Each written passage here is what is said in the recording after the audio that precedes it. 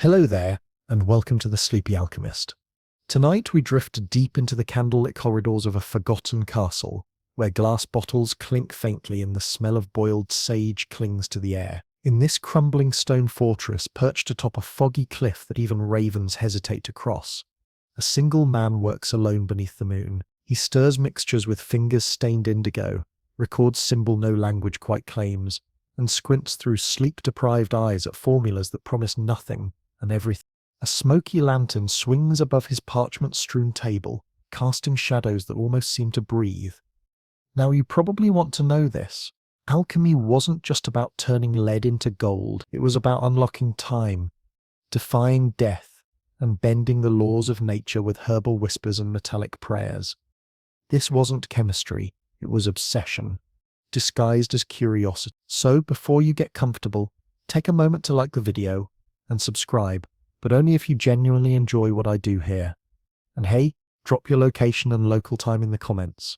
I love seeing where you're tuning in from. Now dim the lights, maybe turn on a fan for that soft background hum, and let's ease into tonight's journey together. The alchemist, let's call him Lorcan, hadn't slept in 3 nights, not properly, at least. His castle tower, as drafty and circular as a wine decanter, groaned under the wind from the northern highlands. But Lorcan wasn't listening to the howls outside. He was chasing time. Scrolls littered his workbench, recipes scrawled in Greek, Latin, and something that might have been a monk's bad attempt at Arabic. Copper stills hissed beside hand-blown glass tubes filled with suspiciously glowing fluids. A faint scent of roasted chicory danced in the air. His only tonight's concoction was something ancient. Bloodroot dissolved in rainwater collected during a lunar eclipse, mixed with powdered stag antler and 3 drops of his own sweat. Standard, really. He dabbed the blend onto a silver coin and waited. It hissed, darkened. Then nothing. Another failure, he muttered, pinching the bridge of his nose, streaking soot across his cheek. Historical fact here. Medieval alchemists often used coins as testing mediums. If a solution changed the coin's metal or color, they believed it had transformative properties. Fringe enthusiasts even claimed some could purify sin from metal morality as chemistry. Lorcan scribbled notes, barely aware of the ink drying too fast in the candle-warm air. He had inherited this castle from an uncle who had vanished during a snowstorm 6 winters ago. The man had been an herbalist, mostly harmless, who believed foxglove could speak if boiled correctly. Lorcan, the more scientific nephew, had laughed then, but now he was speaking to beakers at 3 a.m. The castle itself was older than memory, built before clocks ticked and before names mattered. The stones still bore claw marks from scaffolding ropes, or perhaps something more lively. Historians still argue whether the castle had once served as a Black Death quarantine site, or a monastic retreat for a heretical sect of astronomer priests. Depends on which forgotten scroll you ask. He turned to the fireplace, tossing in another log, when something curious happened. The draft shifted, not wildly, just oddly, as though someone had opened a door behind him. Only there was no door there. The wind had changed direction, funneling through a gap behind the shelves of preserved herbs. The wooden rack trembled slightly, the garlic braids rustling. He moved toward it slowly, like the air might explode if disturbed too quickly. Pushing aside the dried thyme, he found a faint seam in the wall, barely visible. He fetched a candle. Wax dripped down his fingers unnoticed. Upon closer inspection, he found it wasn't just a seam. It was a door, a narrow, hidden in plain stone, with a rusted latch that sighed open under his touch. Behind it, steps, stone ones, descending steeply, choked in dust. The air was cold, colder than winter. It smelled of lime mortar and thyme. The castle had a cellar. He had never seen it on any plan. Lorcan paused at the top step, breath misting in the candlelight. A bat flapped out from the darkness below, nearly blowing out his flame. He flinched, then smiled. Guess you were hiding more than mice, uncle. Down he went, each footfall muffled by the powder of forgotten centuries. A curious aside, during the medieval era, Some castles were deliberately built with hidden rooms and cellars to store documents, poisons, or bodies, depending on how charitable your view of the previous owner was. Some rooms were even bricked up while still occupied. You can thank paranoia and property disputes for that. The stairs curved sharply. On the fourth step down, his candle flickered blue for a second, then returned to amber. That was not normal. Blue meant a draft, or phosphorus, but neither explained the vibration he felt when his foot touched the stone. At the bottom of the stairs, he entered a low-ceilinged chamber, arched like the ribs of a whale. Moss clung to the corners. Old wine racks, empty and warped, leaned like drunkards. In one corner, a heap of sacks covered something that might have been a barrel or a hunched figure. He did not check. In the middle of the room stood a circle of iron rings embedded into the floor. Ritual? Containment? Hard to say. And then he saw it. On the far wall behind a half-rotted table was a niche barely bigger than a loaf of bread. Inside it, a single vial. He stepped closer, candle trembling in his grip. The vial was sealed with wax and bore no label, except a crescent moon and the word Veritas etched faintly into the glass. Truth. The liquid inside shimmered pale gold, like melted coin under moonlight. It was warm to the touch. He did not open it. Not yet. Instead, Lorcan sat on the cold floor, back against the wall, heart pounding like a drum from a distant war, and for the first time in months, he smiled. He didn't sleep that night, not properly, but it wasn't the same haunted insomnia as before. Instead of being hunted by regret and half-finished formulas, Lorcan's mind buzzed with possibilities. The vial, Veritas, rested inside a padded box he tucked beneath his bed, wrapped carefully in a swatch of linen embroidered with suns. He had cleaned it first, of course, not the vial itself. No, he dared not tamper with that yet.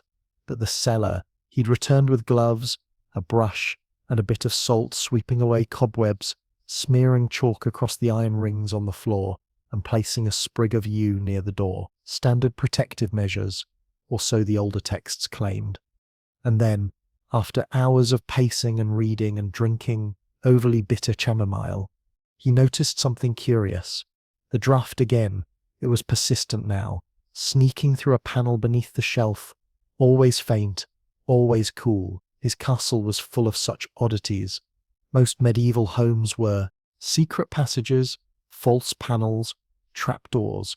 Many were practical, hiding spots during sieges or paths for servants. Others, less explainable. Historians still argue whether these architectural quirks were superstitions made solid or simply the quirks of architects obsessed with symmetry and secrecy. Some theories even suggest castle builders were attempting to trap spirits inside by confusing them with false exits. Charming thought. Lorcan returned to the panel by daylight, his hands shaking more from anticipation than age. The castle always felt different by morning lighter, almost skeptical of its own shadows. The trapdoor he'd discovered beneath the shelves hadn't been locked, just ignored. This time he opened it fully. A dull iron ring let out a soft groan as he lifted the hatch. And this time he brought proper light, oil lantern in hand. He descended again, more deliberately now. He counted steps, 12 curved. The stone beneath his boots felt colder with each descent, and he made note of that. Cold rose in spirals, as if the very stairwell exhaled. When he reached the chamber once more, it was just as he'd left it. A heat, cold, still. That half-rotted table, the iron rings, the glowing vial now missing from its niche and snug beneath his floorboards. But something caught his eye now that hadn't before. Behind the niche, half hidden in the stone wall, was a carving, a symbol, a crescent, just like on the vial. But surrounding it was a ring of stars, etched with the delicacy of a jeweler's hand. He traced it with his thumb, feeling the grooves, wax residue nestled in the lines. This had been sealed before, hidden. He sat down again, legs crossed, and just listened. The silence wasn't empty, it had texture. a slight hum, almost like bees inside a distant hive. His ears pricked, alert to the vibrations through stone. Was the castle alive, or had he simply gone too many nights without sleep? Quirky tidbit time. In the 14th century, a French alchemist named Nicolas Flamel allegedly found a similar vial in the walls of his home. According to later legends, possibly pure fiction, he described it as a warmth in glass and claimed to hear whispers whenever he uncorked it. Sound familiar? Lorcan didn't uncork the vial, not yet, but he kept returning to that cellar, not to take anything, just to sit. He brought his notebooks down, writing in the light of the flickering lantern, surrounded by moss and memory. He noted that the cold didn't bother him as much anymore. In fact, he found it soothing, like time stopped down here, a pocket of stillness. He even brought his mirror, not the big freestanding one with the dragon feet. That one was too precious, but a smaller hand mirror, smudged with age, silver backing flaking around the edges. He placed it on the rotted table and sat across from it. For hours. He wasn't sure why, but that night he saw something odd. He returned to his chamber just before dawn, and as he reached for the box beneath his bed, his candle flickered. Shadows moved wrong, not fast, just late, like they lagged behind his motion by half a breath. He opened the lid. The vial glowed softly again, as if it had never cooled. He stared at it, lips dry. He didn't even realize he had uncorked it until the wax seal lay broken on the floor beside him, and the stopper rested against his palm. A smell wafted out, not sulfur or herbs or alcohol, but something like warm milk and honeysuckle, and cinnamon bark, maybe. It reminded him of something his mother used to make when he was ill, as a boy. It didn't look dangerous, just golden, syrupy, innocent, and Lorcan, exhausted and mesmerized, took a single sip. It burned his tongue not from heat, but with light, like swallowing sun through a straw. His eyes watered, his ears rang. For a moment he forgot where he was, and then it was over. He blinked, sat very still, waited for something to explode or vanish, or glow. Nothing. The candle flickered. A mouse scurried past his foot. The potion had done nothing.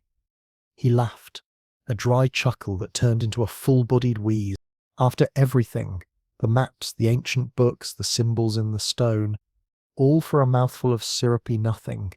Still, he put the stopper back in, resealed it with fresh wax, wrapped it again in linen, and when he finally collapsed into bed, he expected the usual tossing, thinking, aching, but he didn't toss. He didn't think, and for the first time in as long as he could remember, he slept, deeply, peacefully, dreamless. When Lorcan awoke, the morning sun was already pressing against the stained glass of his turret window, scattering reds and blues across the stone floor like spilled gemstones. The birds outside chirped louder than usual, or perhaps his ears were sharper. He stretched and paused. There was no stiffness. His joints, which normally cracked like dry parchment when he rose, now moved silently, easily. His neck turned without resistance. His lower back, so often plagued by a dull throb after nights spent hunched over formulas, felt untouched by tension. He blinked at the ceiling. Strange, welcome, but strange. He swung his legs over the side of the bed. No creak from his knees, no protest from his spine. A cautious optimism filled him. By the time he stood and crossed to the water basin to wash his face, his mind was already running experiments. Pulse rate, pupil dilation, reaction times. He reached for his shaving mirror, holding it up to his face with the casual expectation of patient his usual gaunt, sleep-deprived reflection. What stared back made him pause. His eyes were sharper, yes, more focused. His skin, perhaps a touch less sallow. His cheeks carried a faint, unfamiliar colour, like blood had remembered how to travel there. But there was something off. He leaned in closer. The corners of his eyes, usually marked with a gentle scattering of laugh lines, seemed deeper. His cheekbones more prominent. His hair, especially near the temples, was noticeably more silver than it had been the night before.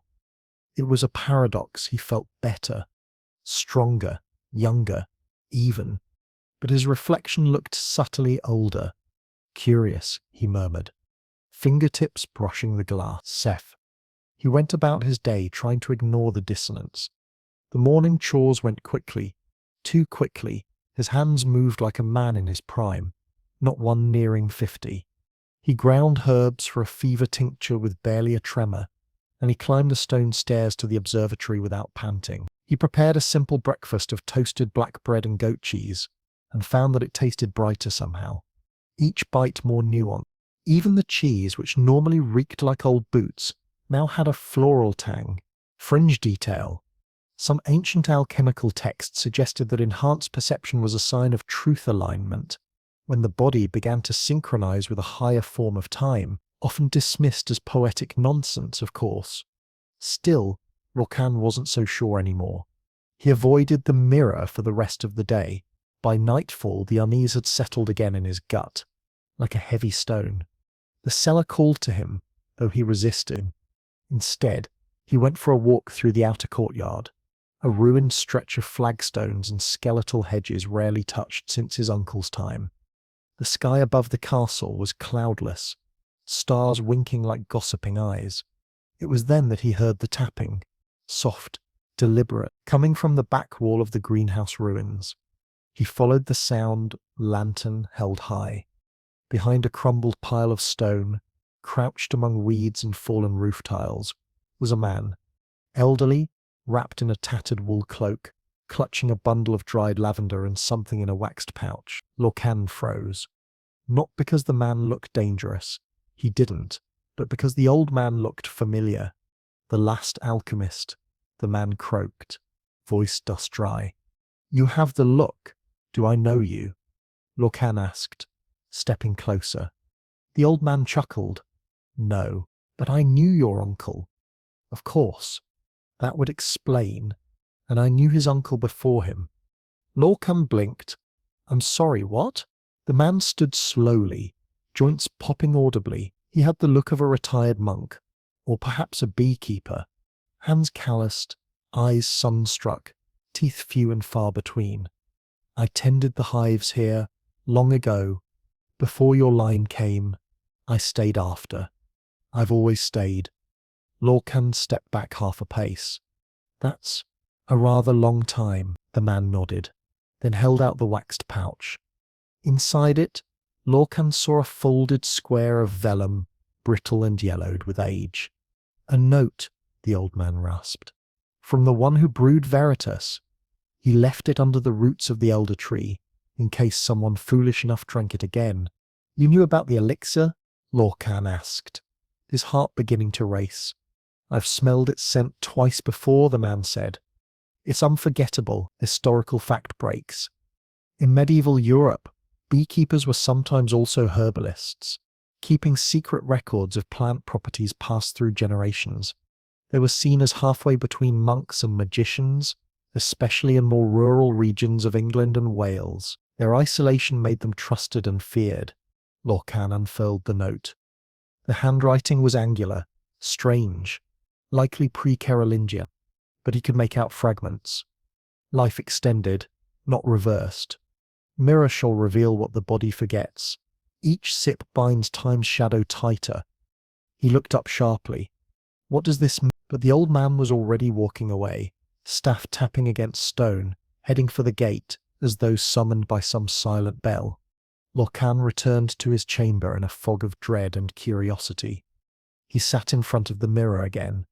This time, he studied the changes carefully. Yes, the eyes were different. And the temples. And, yes, there under the chin, a new sag of skin. His knuckles were darker, his lips thinner. Yet, when he stood, he felt 20 years younger. He pressed the mirror against his chest and closed his eyes. Two truths. One visible, one lived, and both somehow real. The next morning arrived in a wash of pale gold and trembling mist, but Lorcan wasn't awake to see it. He had stayed up through the velvet hours of night, poring over the vellum letter the old beekeeper had delivered. Its warnings now burned into the back of his eyelids. Each sip binds time's shadow tighter.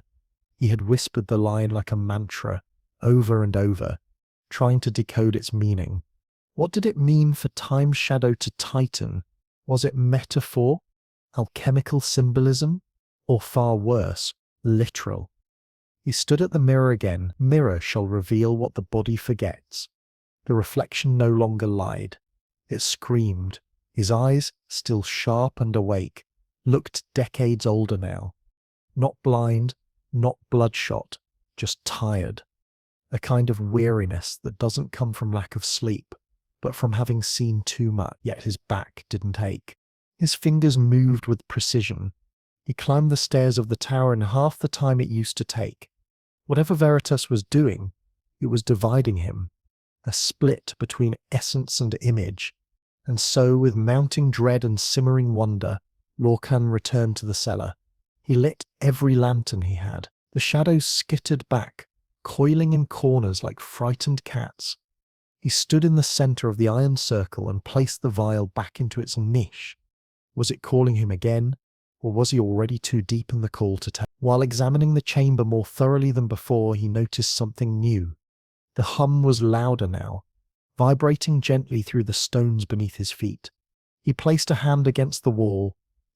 He followed the sensation, tapping along the perimeter until a hollow thud echoed behind a stack of empty crates.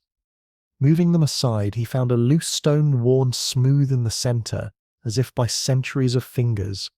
He pressed it. With a hiss, a narrow section of wall opened outward. Beyond it, a narrow passage winding like a serpent into darkness. This was no wine cellar. This was a vault.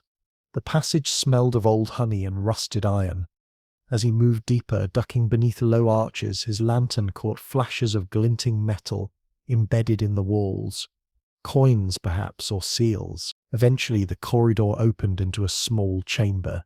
In its center sat a table carved from black marble, and atop it lay a codex bound in thick hide, clasped with iron, and sealed with red wax, stamped in the shape of a handprint.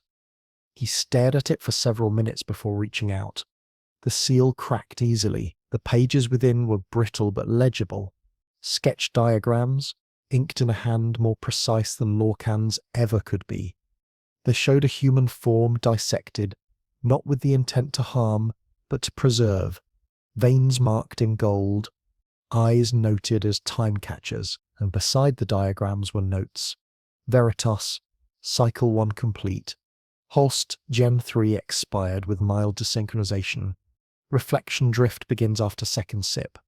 Tertiary exposure recommended only with mirror sealing. He sat back, hand over his mouth. He was a host. A chill swept through him. Historical fact. Many medieval alchemists believed the body housed not one, but 3 souls: animus, life, lumen, mind, and imago, image. Loss of any one caused instability. Some fringe texts warned that certain elixirs could undoom the imago, letting the physical form continue while its visual anchor, the reflection, spiraled outward, age distorted, or possessed. He thought of the mirror, the sagging jowls, the whispering voice that hadn't matched his own. This was not imagination. This was an alchemical echo of identity. He turned another page. The codex included a list. Names.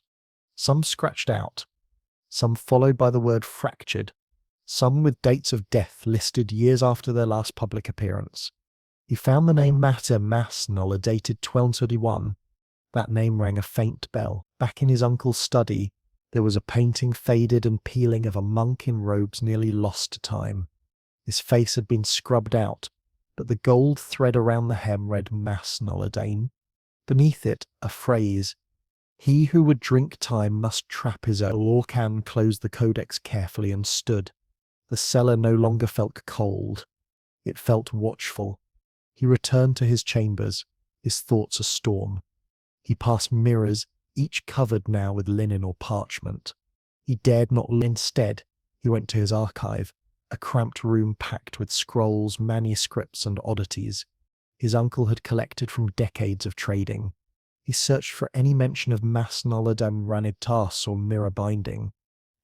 Finally, beneath a heavy ledger of herbal catalogues, He found it a prayer book, hand-stitched in red silk, its pages warped with water damage.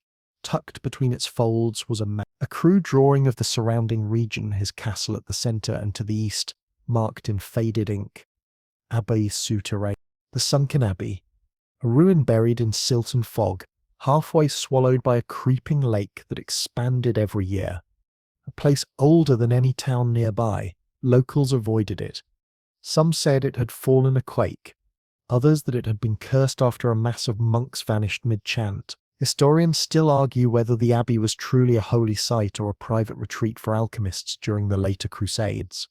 Some even claim it was built atop a ley line, one of the Earth's veins of power. Lorcan stared at the mark on the map, his pulse sinking to some rhythm he didn't know he'd been hearing. He had to go. The answers weren't in his castle anymore. They were buried beneath stone and water, and perhaps beneath lies even older than time itself. The journey to the sunken abbey began before dawn, when the mist still clung low to the earth like a ghost that had lost its way. Lorcan prepared as best he could, rolled parchment maps, sealed flasks of clean water, dried apples and a few talismans stitched into the lining of his cloak, old habits from darker studies. He saddled his mule, an ill-tempered but loyal creature named Hob, and left the castle grounds just as the first streaks of lavender broke the sky.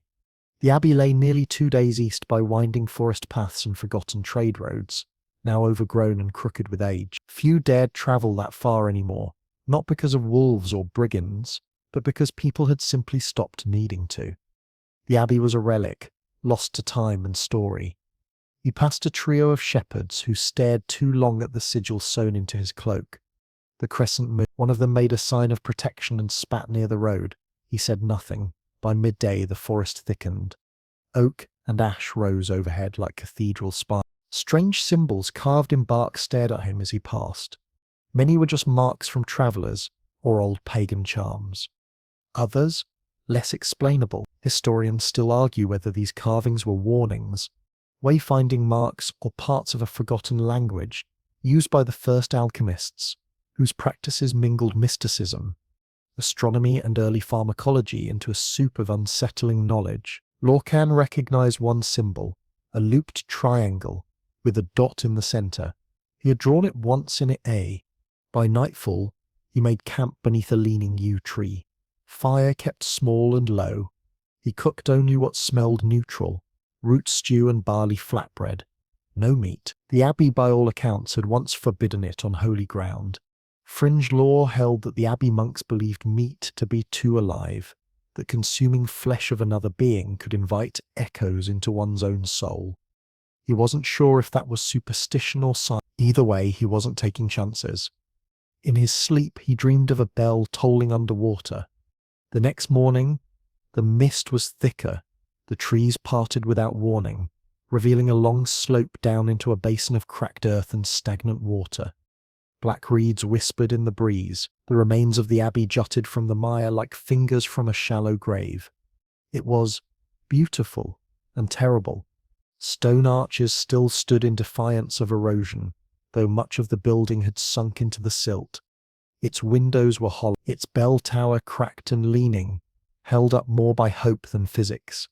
He tethered Hob at the edge of the tree line. The mule didn't protest, but its ears twitched nervously. With only his lantern and journal, Lorcan waded down the bank. His boots squelched in wet moss. The air smelled old incense and brine. Inside the abbey's shell, it was silent. No birds, no wind, only echoes.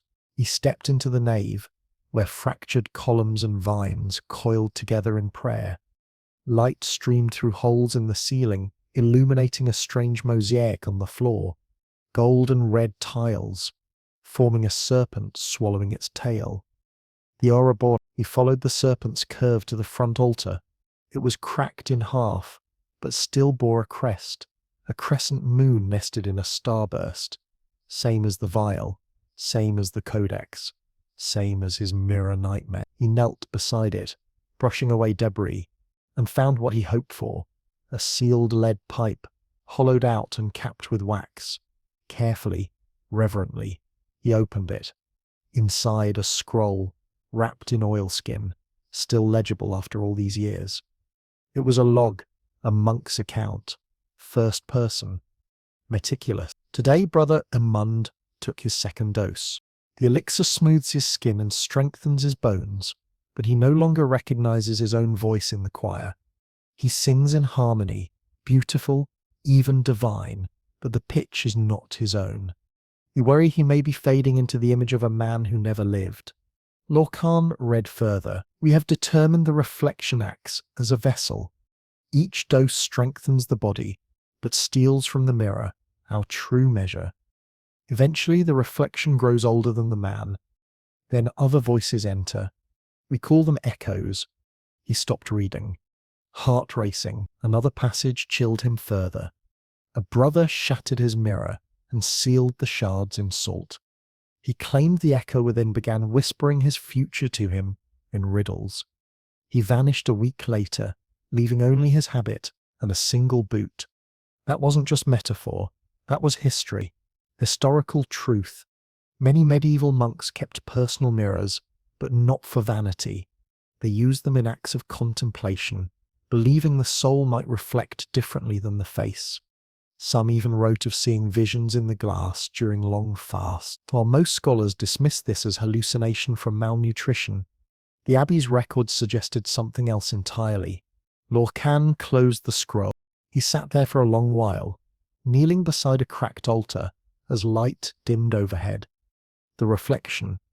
That's where the damage was going. He had taken only one sip, but it had already begun.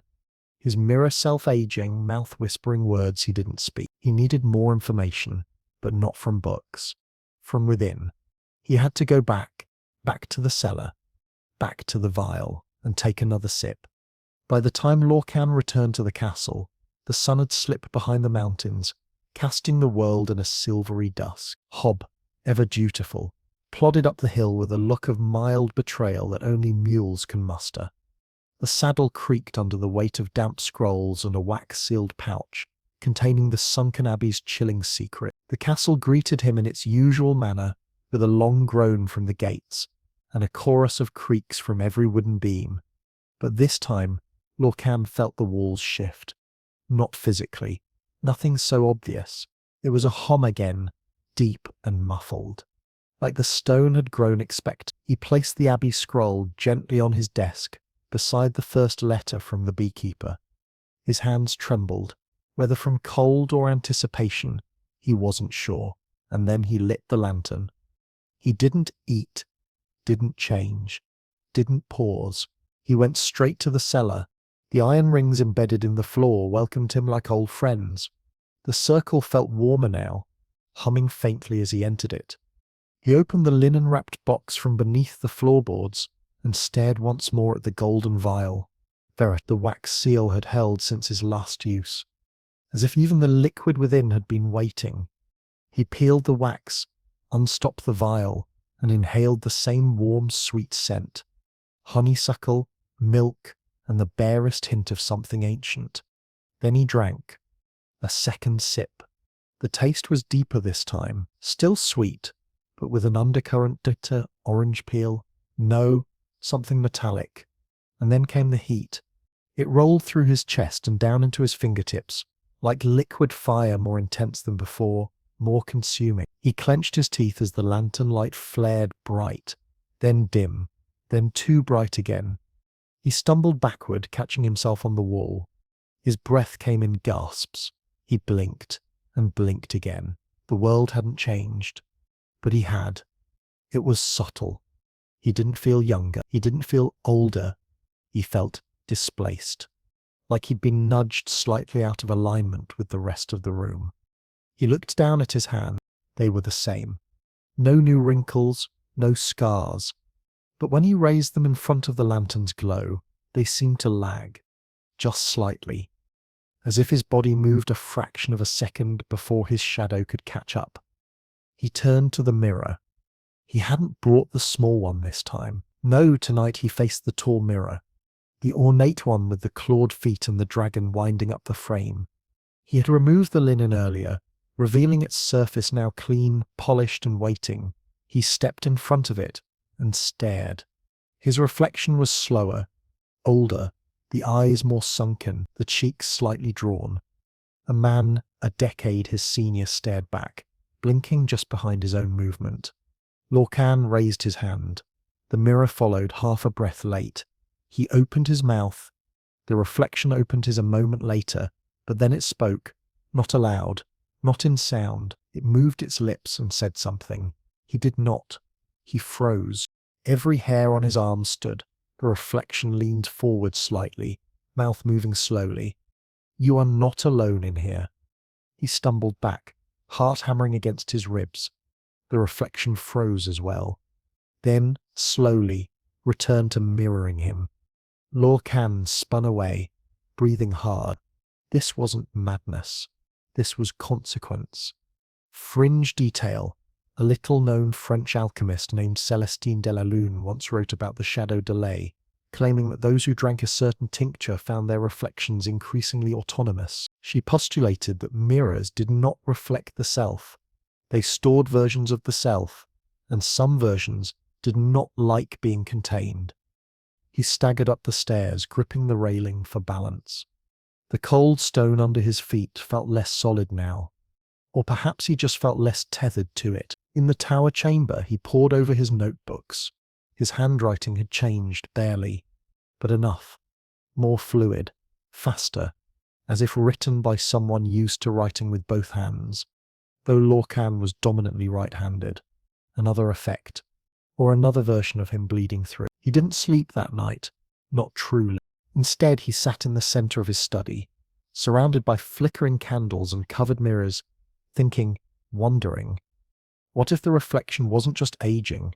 What if it was preparing to replace him? Historians still argue whether mirror lore in medieval texts was based on real practices or merely a convenient metaphor for introspection and sin. Some suggest that the monks used mirror fasting, a process of avoiding their own image during spiritual transformation, believing it could lure false spirits into the body. Lorcan understood now. He kept every mirror covered after that night, even the tiny polished copper shaving plate.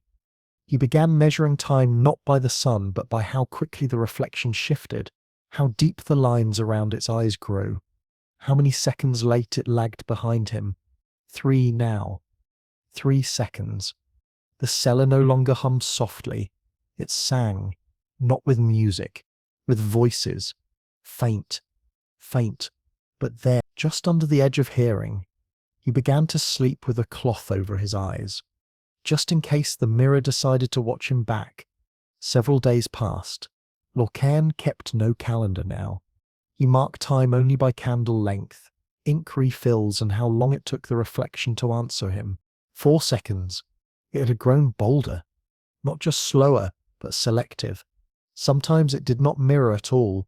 Sometimes it blinked when he didn't. Sometimes it smiled when he frowned. The mirrors were all covered again. All but one. He couldn't bring himself to destroy the large standing mirror, the dragon-footed one. Part of him still hoped it might offer something useful. A clue. A warning. Or maybe just a kind of companionship in this increasingly fractured existence. He no longer left the castle walls. Meals became optional. His body didn't seem to require them the same way.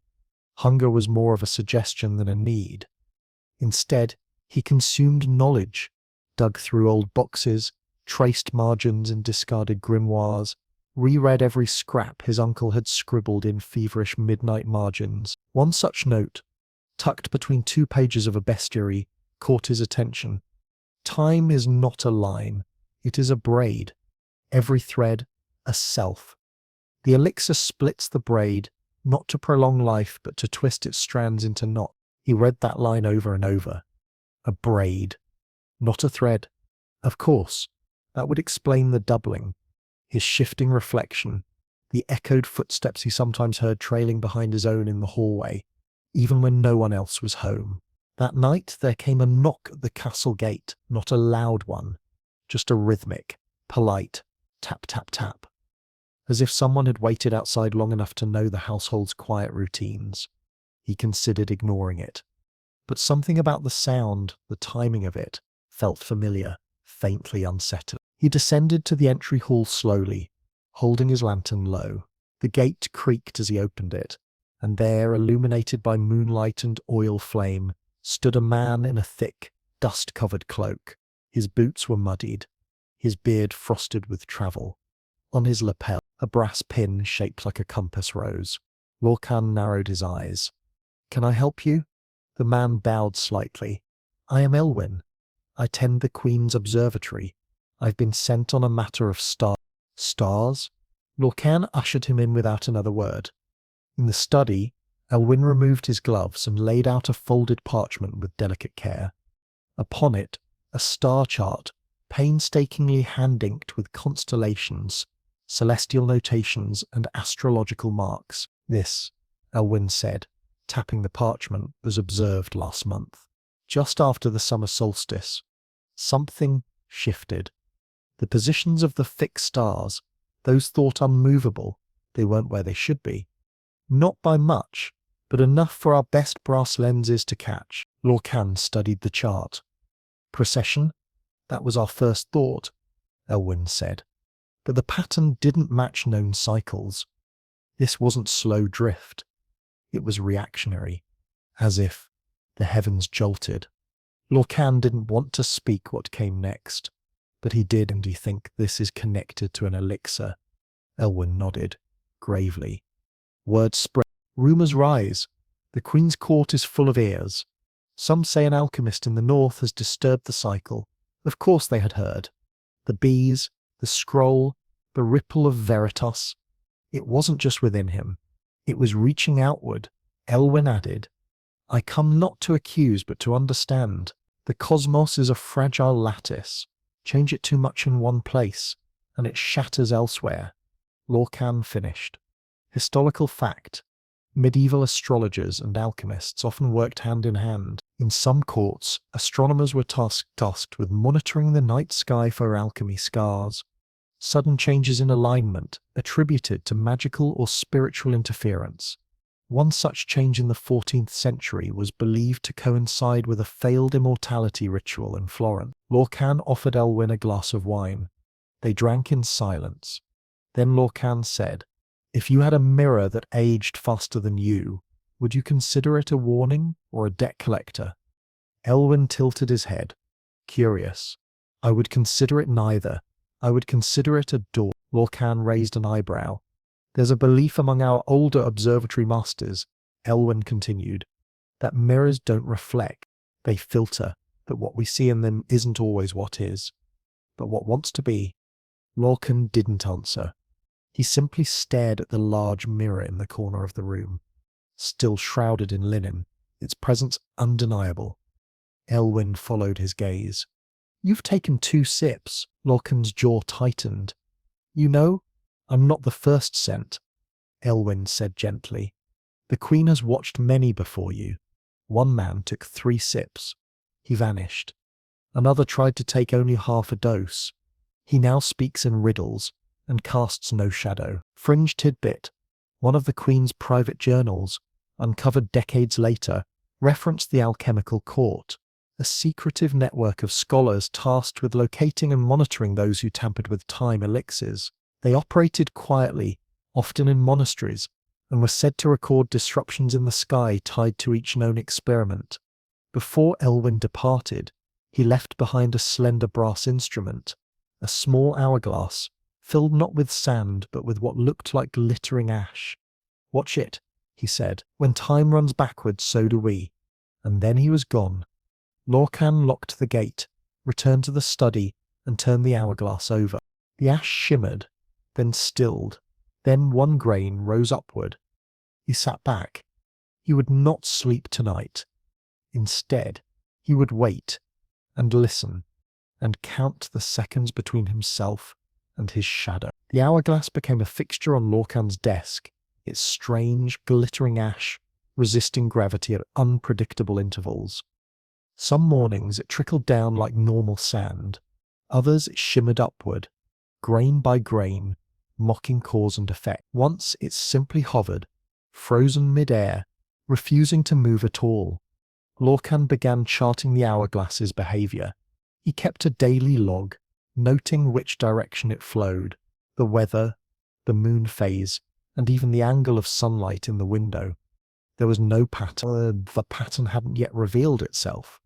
His own body remained in an odd stasis, still energetic, still lucid, but increasingly unmoored.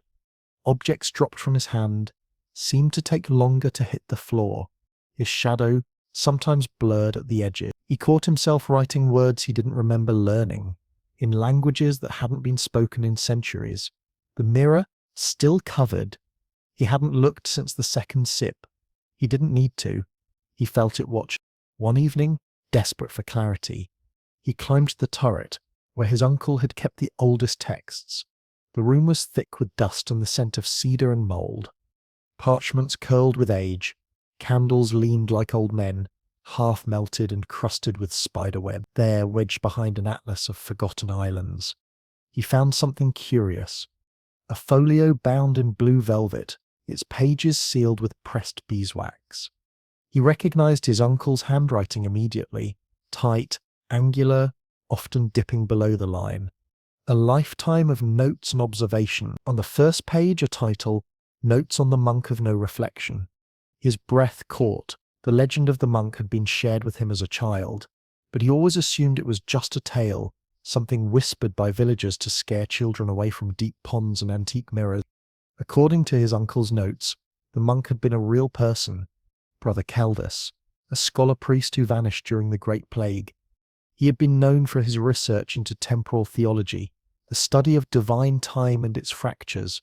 A genius, or a lunatic, possibly both. The folio's entries told a chilling story. Caldus created the first elixir under moonlight and consumed it without ceremony. The results were immediate: vitality, clarity, stamina. But within days, he noticed discrepancies in his own shadow. First, a delay, then disobedience. His fellow monks claimed he no longer cast reflections in polished silver. They sealed the abbey mirror and buried it beneath the altar. Caldus recorded dreams, not of the future, but of futures. Multiples. Conflict. Each sip created a branching path, and each branch bled into the others through mirrors. He drank 3 times. After the third, he began to fade. Not from view, but from presence. Lorcan read every page, breath shallow, hands tightening with each revelation. It wasn't just about aging. It wasn't about physical form at all. It was about continuity. His self, his identity was beginning to split. He remembered dropping a spoon yesterday and hearing it hit the floor twice, once softly, once again, loud, as if 2 realities had briefly overlapped, then fallen back apart. Historians still argue whether medieval accounts of shadow theft and reflection fading were early signs of schizophrenia, or literal beliefs rooted in communal hallucination during disease outbreak. Yet many of these reports came from isolated monasteries, often linked to secret alchemical activity. He sat back, the folio heavy on his lap, and stared at the wall. The elixir didn't grant immortality.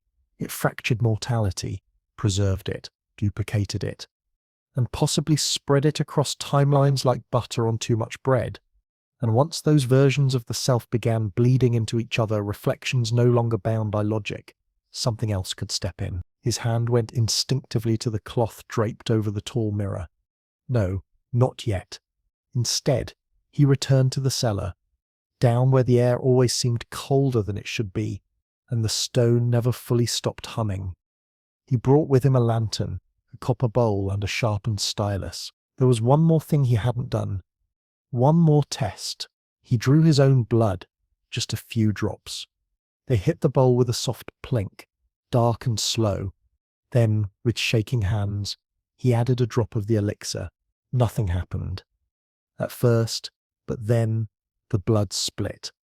Not mixed, like oil and water. 2 colors forming a spiral. It spun in the bowl unnaturally, faster than logic would allow. Then the light in the room shifted. The shadows on the walls elongated. The sound of the lantern flame changed, pitched higher, thinner.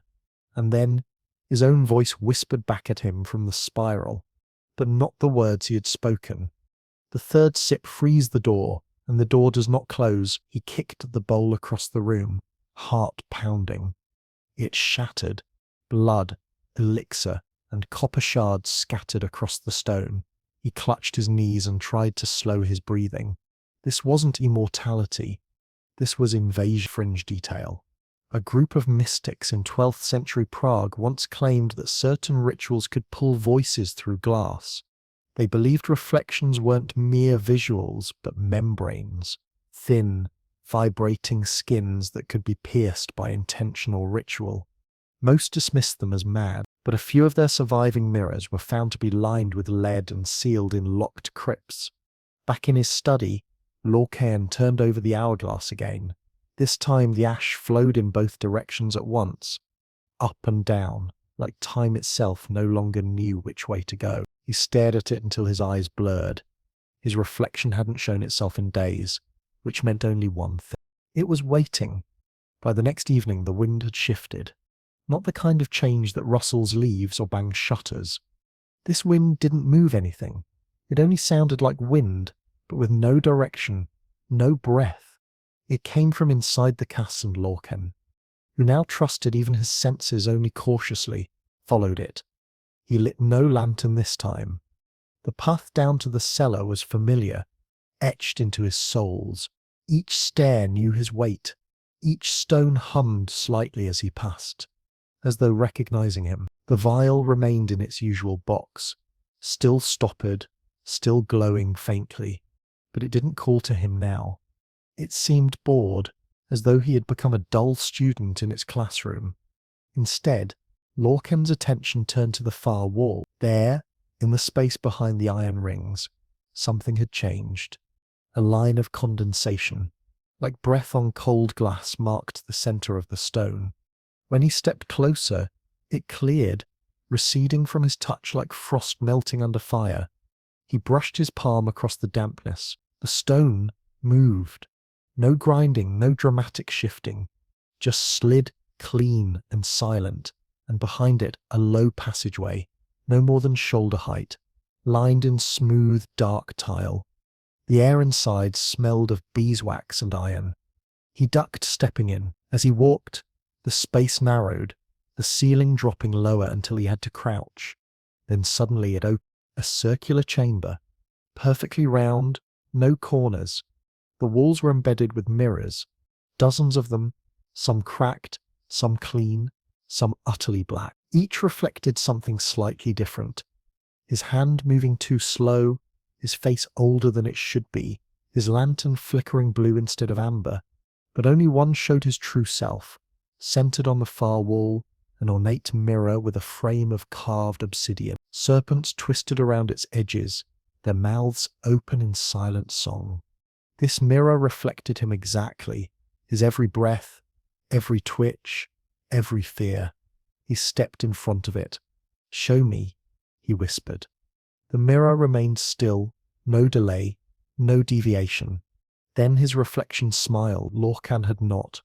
He stepped back, blood cold.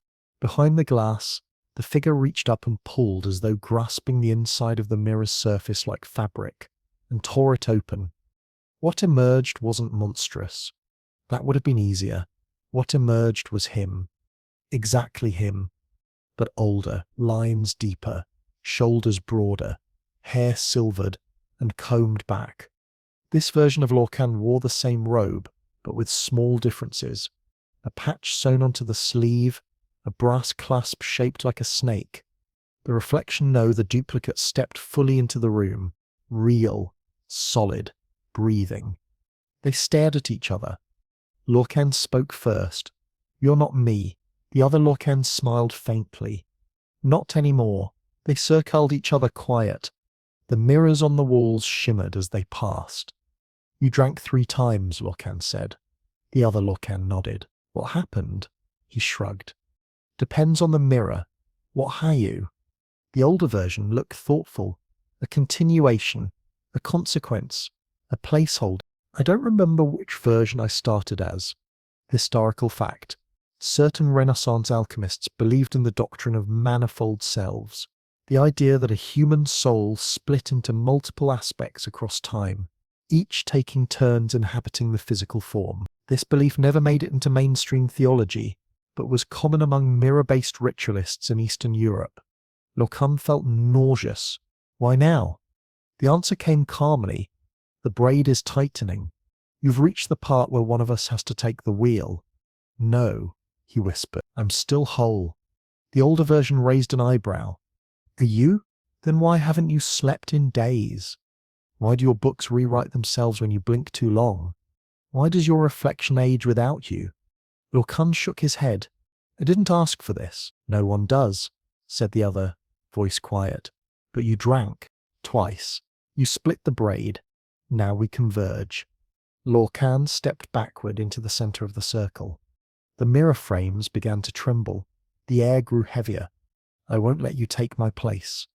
The other Lorcan didn't move. You misunderstand. I don't want your place. I want you to drink the third sip. The words hit like a bell struck in bone. Lorcan's heart pounded. Why? Because then we'll be one again. The hourglass flashed into his mind. Time, climbing upward and downward, simultaneous. Fringe detail. In a forgotten monastery near the Pyrenees, a chamber was discovered lined with mirrors angled inward, each reflecting another's edge. Some scholars believe it was a form of containment, a way to trap a fractured soul between infinitely bouncing reflections. Others claim it was a gateway used for merging timelines.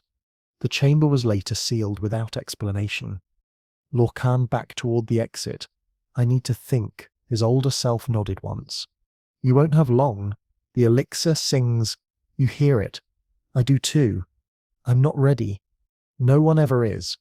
Lorcan fled back through the narrow passage, up the cellar stairs, through the kitchen, past the shrouded mirror in the hallway, its linen now stained with fresh condensation. In his study, the hourglass had shifted again. All the ash now flowed upward. He stared at it. He knew what it meant. He knew the third sip was coming. But he also knew one truth above all else now. The elixir didn't offer immortality. It demanded integration, and integration meant obliteration of one version or the other. The castle no longer felt like a home. It felt like a stage. Every hallway a corridor between versions of himself.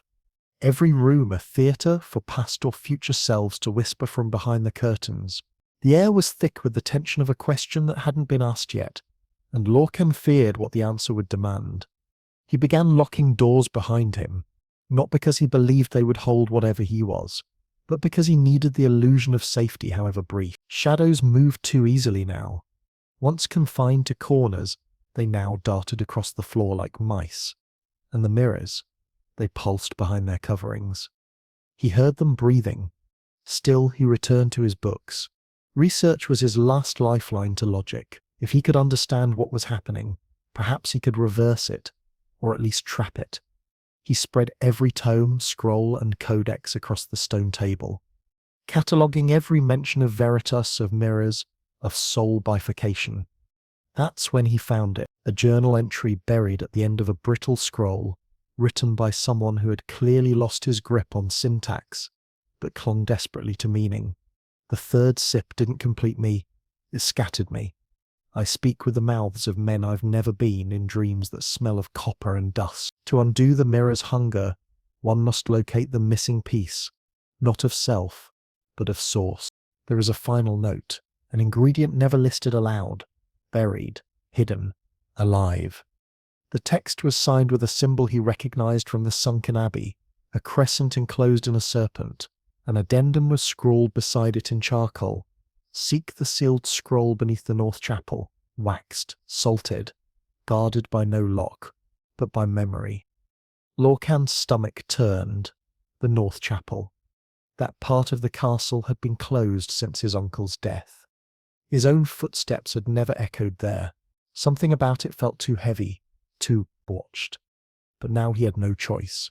He descended into the corridor that led to the chapel, passing tapestries stiff with age and sconces, long rusted. The air cooled with each step. Cold, but not natural.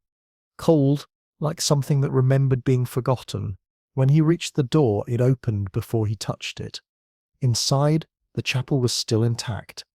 Stone pews, untouched altar, and behind it a faded mural of a saint holding 2 candles. One lit, one extinguished. He crossed the threshold and immediately felt lighter. Not emotionally, physically. As if the pull of gravity lessened slightly here.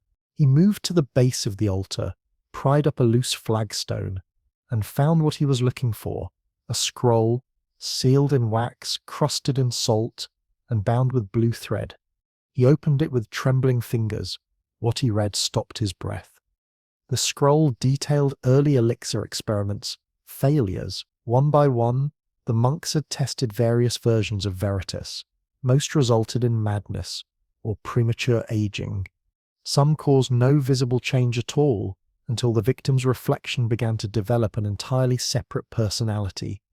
Often violent, often hungry. One entry described a subject who claimed his mirror self whispered memories of a life he'd never lived, a wife he never married, children he never had. Then came the most chilling line of all. We believe the elixir was never meant to be consumed alone. Its completion is not in the vial, but in the vessel. The host must contribute a part of themselves to stabilize the braid, the final ingredient. It was him. Not metaphorically, literally. Flesh, blood, or something deeper. Historians still argue whether the concept of bodily sacrifice in medieval alchemy was symbolic, meant to represent ego death, or if these writings were documenting real physical rituals intended to bind body and essence into harmony. Some fringe scholars believe the final step always required a live tether. Lorcan reeled back from the scroll. He stumbled out of the chapel through the halls into the main corridor, where the large mirror still waited, shrouded, but humming beneath the cloth like a thing asleep and dreaming. He didn't uncover it. Not yet. Instead, he returned to the cellar and unsealed the vial once more. The elixir hadn't dulled. If anything, it glowed brighter now, as though recognizing it was nearly complete. He didn't drink. He just stared. And as he stared, he heard the familiar clink of glass from behind him. He turned. The older version of himself, reflection made real, was back, sitting cross-legged inside the iron ring, cradling a mirror shard in his hand like a child's toy. "I remember this place," the older Lorcan said without looking up. "We used to fear it, until we understood what it really was." Lorcan's voice was hollow. "A cage?" The other shrugged. "Or a cradle? Depends which version you ask." Lorcan stepped inside the ring. "What happens if I don't drink?" His counterpart smiled, but the expression didn't reach his eyes. "Then we fracture. One of us fades, or both of us become half. And if I do, then we become one. And that's the only way forward. But I'll lose myself." "You already have," the older Lorcan whispered, holding up the mirror shard. "This isn't about preservation anymore. It's about convergence. Fringe belief. There are whispered accounts in Hermetic writings of the divided mirror rite, a final ritual that required the drinker to confront their reflection at the height of transformation. Success meant unity. Failure meant replacement. Lorcan looked at the elixir again. It shimmered like a memory trying to escape. He had a decision to make, and not much time left. The mirror had begun to hum upstairs. Louder, calling. The mirror's hum grew louder by the hour. It was no longer a sound, but a pressure, a low resonance that lived in Lorcan's bones, vibrated behind his teeth, and pulsed in the joints of his fingers. When he sat still, he could feel it behind the walls. When he walked, the rhythm followed him like a second heartbeat. Older, heavier, not entirely his. He tried once to muffle it. He covered the mirror again with triple thick linen, then draped wool blankets over it for good measure. Still, the vibration reached through the fabric, through the floor, through the marrow. There was no more hiding. The castle itself had changed. Its doors creaked open on their own now. Lanterns flickered not from wind, but as if caught in some deeper breath. The reflections in windows, brief and subtle, no longer mirrored the rooms behind them. Worse still, his shadow now lingered. Lorcan would walk from one side of the study to the other, only to glance over his shoulder and find his shadow still standing in the spot he had left it, as though reluctant to follow, or perhaps simply choosing not to. He began burning incense at every threshold. Myrrh, clove, and the rare dried thorn rose he had saved for death rituals. It didn't stop the sensation, but it helped him think. And what he thought was this: he was running out of time. Or, rather, time was running out of him. That evening, he returned to the mirror, no longer to avoid it, but to meet it. He removed the cloth with slow fingers. His reflection stood there, unchanged in posture, but undeniably older. The face was deeply lined, yet not sick. Regal, in a way. The sort of face carved into cathedral tombs. Resolute, knowing, vaguely mournful. It didn't move right away. Then it smiled, gently, almost kindly. "You're close," it said. The voice emerged from no mouth, yet it filled the room. Lorcan shuddered. To what? To being whole. He shook his head. "You're not me. I'm the you who said yes." "To what?" The reflection tilted its head. "To Teo." Lorcan stepped closer. "And what did you become?" The image's eyes gleamed. "The rest of us."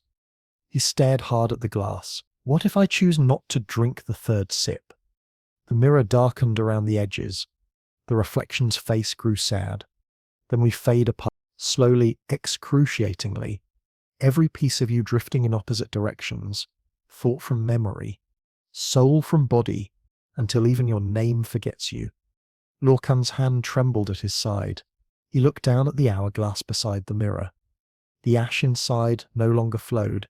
It hovered, suspended. Time itself was holding its breath. He stepped away, retreated to the archives again, desperate for final clarity. He had missed something. There had to be a note, a marginalia, a scribbled prayer or forgotten formula that would explain how to escape this. And that's when he found it, stuffed inside a book on plague era embalming. Of all places was a slip of bark inked in a child's hand. No name, no seal, just a single line. The elixir grants no life. It only postpones the ending of one version. And not forever. Lorcan collapsed into a chair. He understood now. It wasn't immortality. It was editing. Cutting and splicing across time. Each sip erased one ending and created a new divergence. But the old self remained. Orphaned in the mirror, in the corners of shadows, in the echo of footsteps that arrived half a beat too late. This wasn't eternal life. This was becoming the most recent version of himself over and over again, until the mirror was full of forgotten copies. Fringe theory. A long-lost sect of Icelandic mirror mystics once theorized that reflections accumulated over time, like dust in a room. That's why they claimed people aged so differently in mirrors compared to memory, because they weren't looking at themselves, but at every past version crammed into one pane of glass. He looked up. He wasn't alone. In the mirror stood not just the older Lorcan, but others. Younger, sadder, angrier, smiling, screaming, all of them him, all waiting. The older version stepped forward, face now flickering with the lights of 100 overlapping selves. "You think you've made it this far alone?" it asked. Lorcan shook his head slowly. He didn't believe that anymore. The reflection stepped back, opened its mouth, and exhaled. Not breath, but light. A shimmering thread of gold coiled from its lips and hovered in the air, pulsing. A braid of time, it floated toward the real Lorcan, hovered before his chest. A heartbeat away. "This is it," the voice said. "The final ingredient, the part you've hidden. Yourself." Lorcan reached out, touched it. It was warm. It felt like every good memory he had forgotten. Every spring breeze, every whispered laugh, every clean page. He pressed it into his palm and felt his heart stagger. His skin flushed. His ears rang. The castle around him tilted. He staggered backward, then ran down to the cellar. He needed to complete it. Now he unwrapped the vial. The golden liquid shimmered, not brighter, but ready. He drew a single drop of blood from his finger. Let it drip into the elixir. It sizzled, turned violet, then back to gold. He drank. The third sip, and the world split. The moment the third sip touched his tongue, everything stopped, not paused, stopped. Time, movement, sound, every gear of existence froze mid-turn. The candle flames stilled, their flickers arrested like painted brushstrokes. The cellar's damp air ceased to shift, even the distant ticking from the broken wall clock, silent for years but lately resumed, was now mute. Lorcan stood in the centre of the cellar, the empty vial in his hand, head tilted back, body arched ever so slightly in anticipation of something he couldn't yet name. And then, slowly, reality cracked. Not with thunder, not with light, but with silence breaking itself. The floor beneath him rippled, not physically but visually, like heat rising from stone. His feet remained anchored, yet the cellar swam, stretching and folding and curling inward like parchment in fire. A shape moved across the wall, a shadow that wasn't his, despite mimicking his every movement half a second earlier. It passed through a beam of light, and for the briefest moment, Lorcan saw its face, his own, but wrong, eyeless, ageless, smiling with teeth too white and far too many. Then it was gone. He staggered backward, knocking over a stool, and time resumed. The candle flames flickered again. A drip of water from the ceiling finally hit the floor. Somewhere deep in the castle, Wood groaned. But something fundamental had shifted. He ran to the mirror in the hallway. It was no longer covered. He didn't remember uncovering it. His reflection stood calmly, hands folded behind its back. This time it moved with him. No delay, no tricks, but its eyes were different. Lorcan raised his hand. The reflection followed. He lowered it. It did too, but when he stepped away, it smiled. And he turned and bolted up the stairs, not out of fear, but necessity. He had to know what had changed. In the observatory, the hourglass no longer held ash. It was empty. The canes had vanished, and the glass rang faintly when he touched it like a bell that had already been rung too many times. He opened a ledger, flipped to a blank page, dipped his pen, and stopped. He was already writing. His hand moved on its own, pen gliding across the paper in loops and slashes he didn't recognize. Words spilled out in an ancient tongue. One he shouldn't know, one he suddenly understood. He dropped the pen. His breathing came fast and shallow. Was this what becoming whole felt like? Or had something else entered the room with him? Historical belief. In rare alchemical traditions, it was said that consuming a completed elixir with one's own essence opened the spiral, allowing for full temporal convergence. The moment was referred to as the joining, where all versions of the self across timelines would either unite or devour each other in pursuit of singularity. He looked up. The mirror on the far side of the observatory shimmered, and then, one by one, the other versions appeared, not ghostly, not illusions, fully real. 12 of them. A ring. Some wore robes. One wore armor. One was shirtless, his skin covered in black ink like runes. One sobbed silently, eyes wide and unblinking. They were all him. Fragments. Drafts. Attempts. One stepped forward, the Lorcan in the scaled armor, his face sunken but burning with focus. "You've done what we failed to do," he said. "You drank the third correctly." Lorcan found his voice. "Correctly. With contribution," said another, one who looked younger, his beard just beginning to grow. "You gave it your blood, your anchor." Lorcan backed away. "What does that mean?" The ink-covered one spoke next. "It means you're the original now.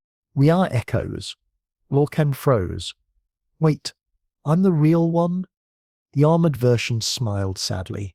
"You're the final draft. The others, versions that never aligned. Experiments of your soul through time, unanchored." The sobbing one moaned quietly. The others turned toward him. Their faces remained neutral. Lorcan whispered, "What happens to you now?" The youngest version nodded toward the mirror. "We return," he said. "To the glass," said another. "To the braid," said a third. One by one, they began to step forward, fading as they touched the mirror's surface, drawn into its glimmer like moths slipping through water. Only the sobbing one resisted. He screamed as he was pulled. clawing at the walls. Lorcan moved to help, but the others held him back. "He's too fractured," one said. "He never stabilized." As the last one vanished, silence returned. Lorcan stood alone again. Or not alone. Whole. For the first time since the first sip, he felt still. His thoughts were no longer layered, no longer echoing with alternate words or memories. His hands were steady. His voice, when he spoke, felt grounded. The mirror now reflected him, and only him. Exactly, completely. No smiles out of sync, no hidden winks, just him. Fringe note. The mirror rite, in its completed form, was believed by some ancient orders to erase all timelines but one. The cost, all other possible selves are absorbed into the body. Their energies forever part of the unified soul but never again separate. Lorcan descended the stairs slowly. He passed the hallway, where each mirror remained still. He passed his laboratory where the vial, now empty, sat beside the shattered bowl that had once held his blood. And at last, he returned to the chapel. The saint in the mural now held both candles lit, so he hadn't noticed that before. Had it always been like that, or had something changed? He stood beneath the mural, hand on his chest, and listened. No more humming, no mirror breathing, no footsteps lagging behind, only silence and peace, but also permanence, because now there were no other versions left to blame. It was a strange kind of stillness that followed. Lorcan spent the next few days walking the castle like a man rediscovering his own footprints. The rooms had not changed. The shelves still sagged with dusty scrolls. The kettle still squeaked at the same place in its boil. The wind still howled through the arrow slits. But everything felt different, touched by something final. The reflections were quiet now. No movement outside his own. The mirror in the hallway showed him just him. His own expression, his own blink, his own tired but unified presence. And yet, silence is rarely without its edge. One afternoon, he was tending to his herbs in the greenhouse ruins, when a memory struck him. Not a vague impression, but a vivid moment. He remembered standing on a battlefield, dirt in his mouth, blood on his knuckles. He remembered armor, the weight of it, the smell of oil, and only he had never been in a battle. That had been the armored version of him, the echo who had stepped into the mirror. Now that echo lived in his blood, his mind. The integration had worked, but it had brought everything with it.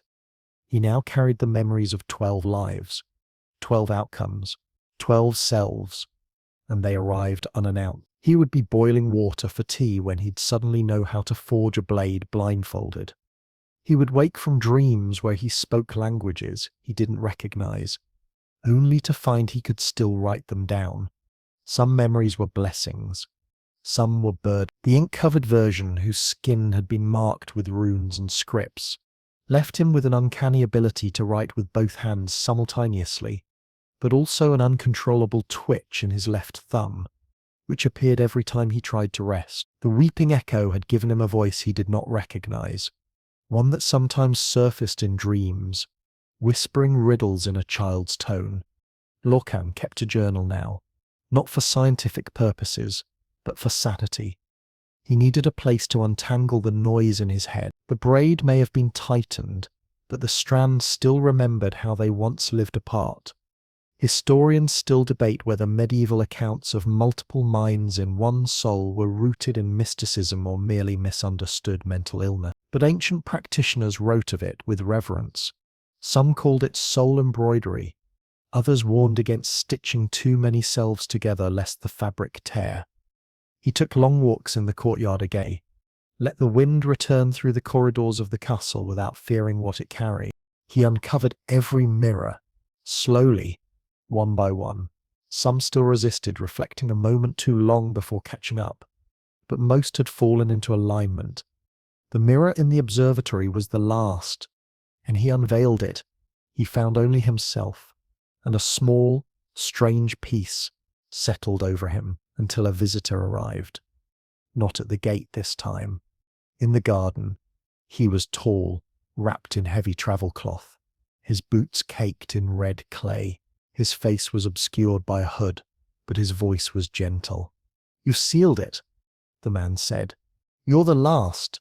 Lorcan didn't ask how the man knew. Some things no longer needed explanation. "What happens now?" Lorcan asked. Shears paused over a stalk of dried sage. The man looked around the ruins of the greenhouse. Bees hummed nearby. A vine clung to the old stone. "That depends," he said. "How long do you want it to last?" Lorcan tilted his head. "The integration," the man continued. "It isn't permanent, not unless you want it to be." He handed Lorcan a coin.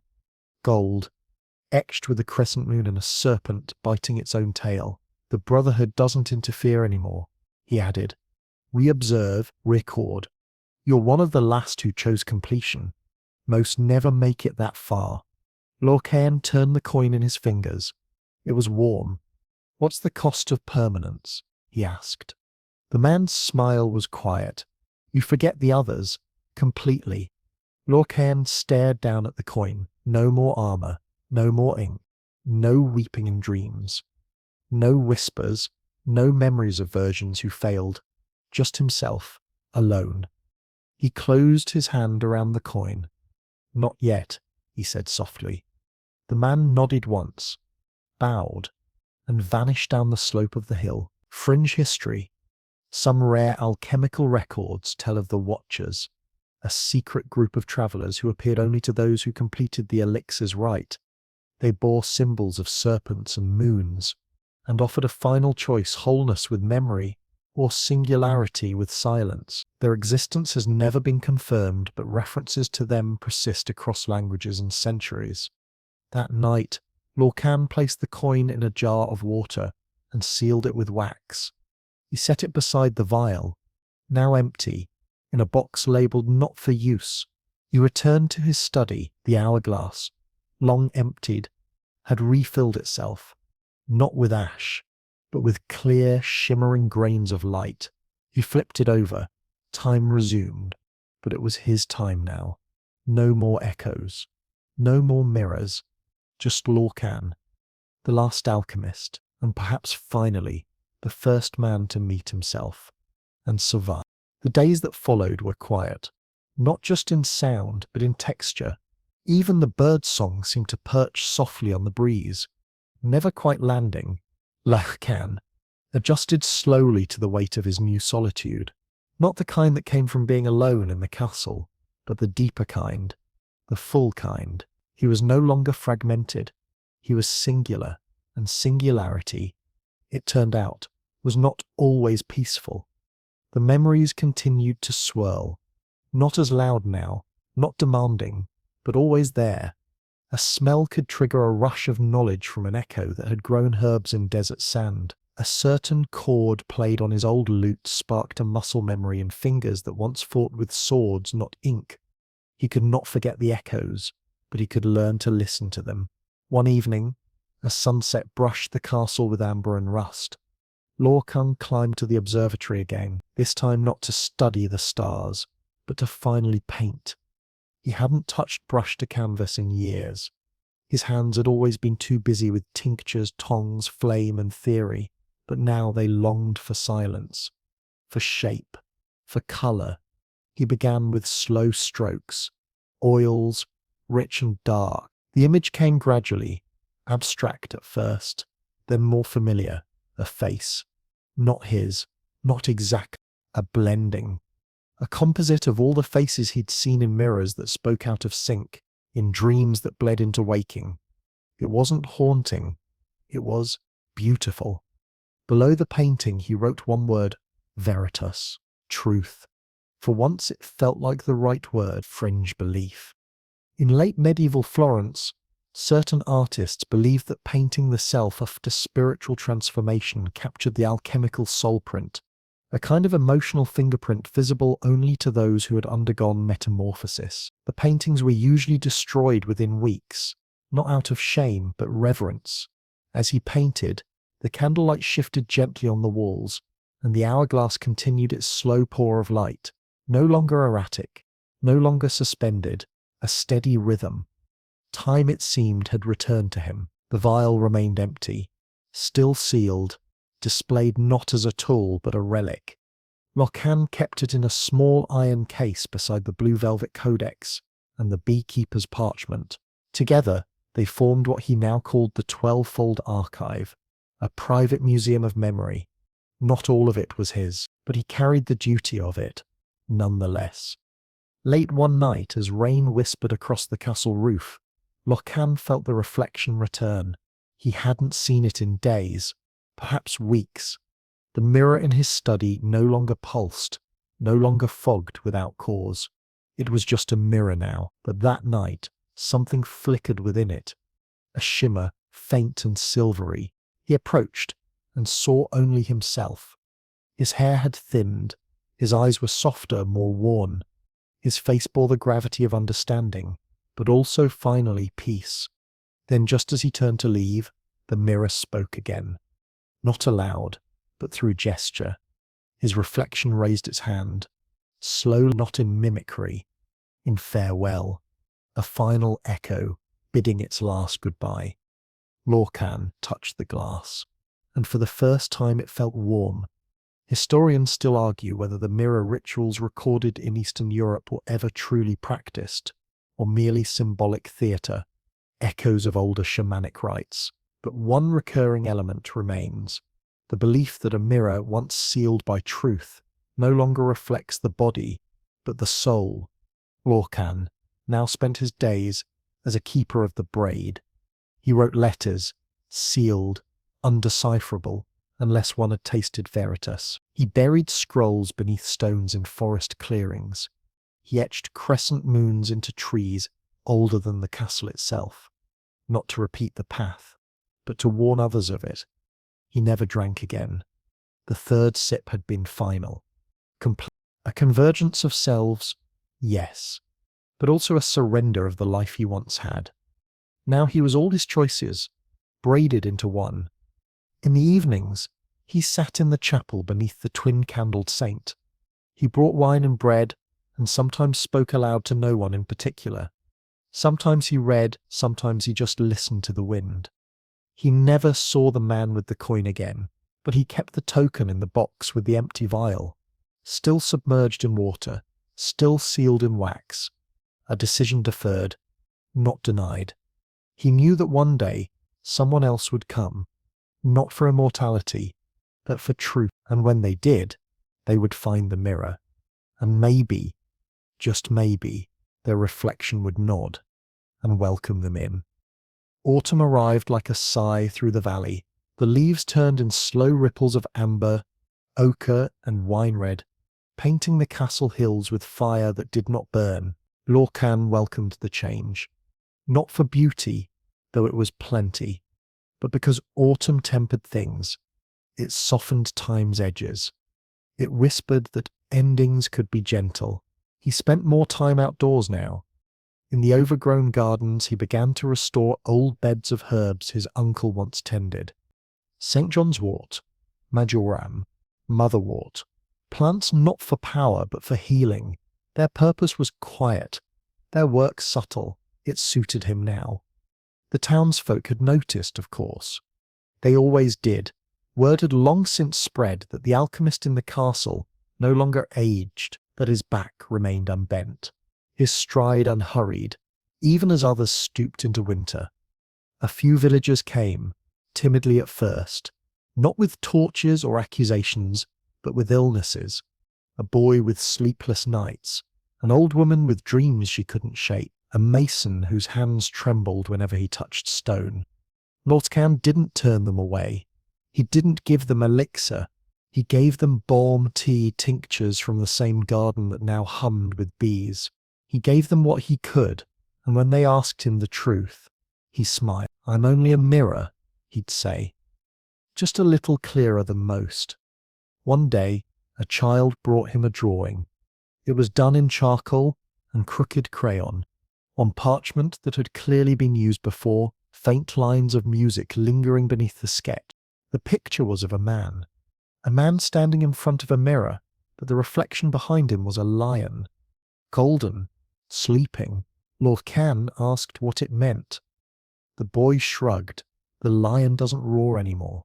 He just watches. The boy left without asking for anything in return. Lorcan pinned the drawing on the wall above his desk. That evening, as he stared at it in the golden candlelight, he heard something that nearly stopped his heart. A faint scratch from inside the mirror. He rose, carefully. The mirror, tall, narrow, dragon-footed, had not pulsed or rippled in months. It had become as still and silent as any honest piece of glass. But tonight it shimmered, and when he leaned in, it opened, not like before, not violently, not with teeth or smoke or echoes. This time it parted like a curtain of water, and through it he saw a cellar, stone walls, dusty air, a vial glowing faintly in a niche, a younger man, eyes wide, lips dry, reaching for it. Not him, someone else. Someone new. Lockhon whispered. You found it. The younger man didn't hear him, but the mirror did. It shimmered in response, and then closed. He sat down slowly. It had begun again. Another braid, another self somewhere, somewhen, had taken the first sip.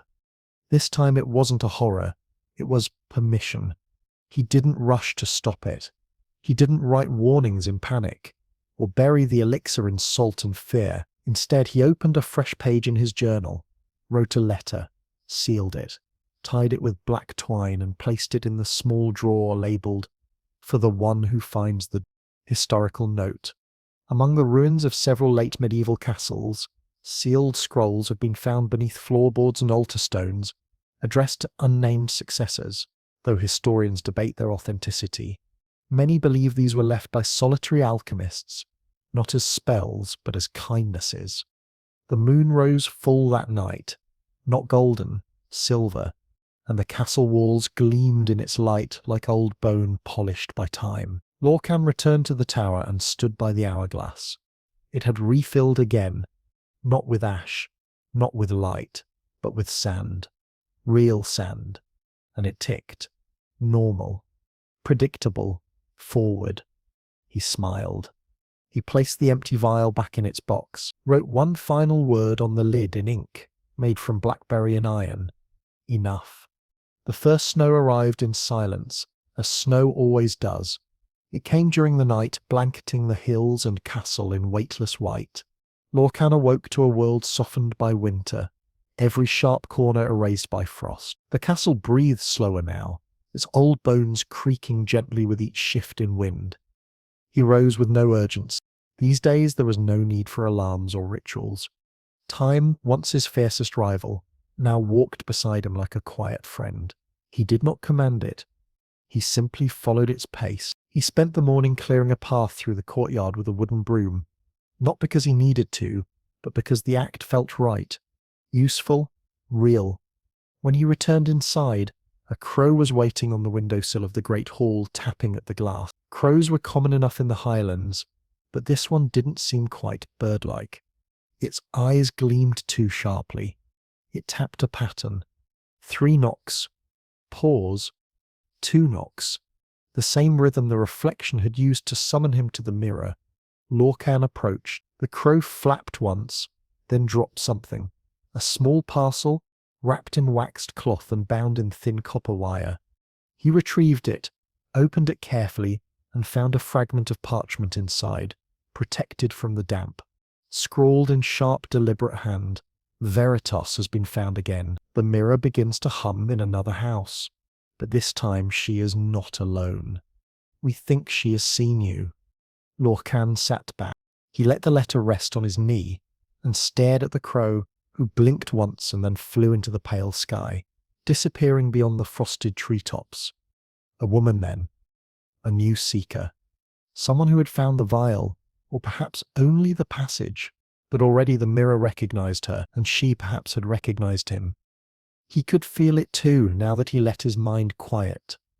A pulse, a hum, faint, distant, but familiar, as if another braid had just begun spinning.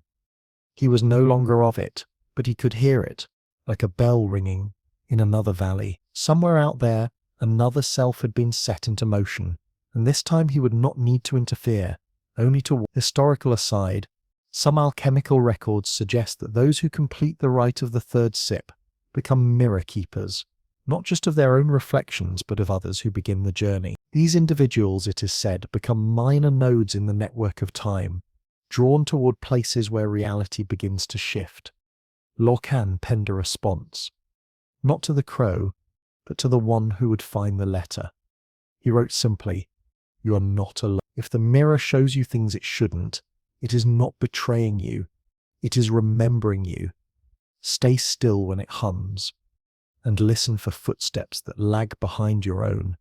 They may be versions of you, or they may be something else. But either way, know this, I made it through, and you can too."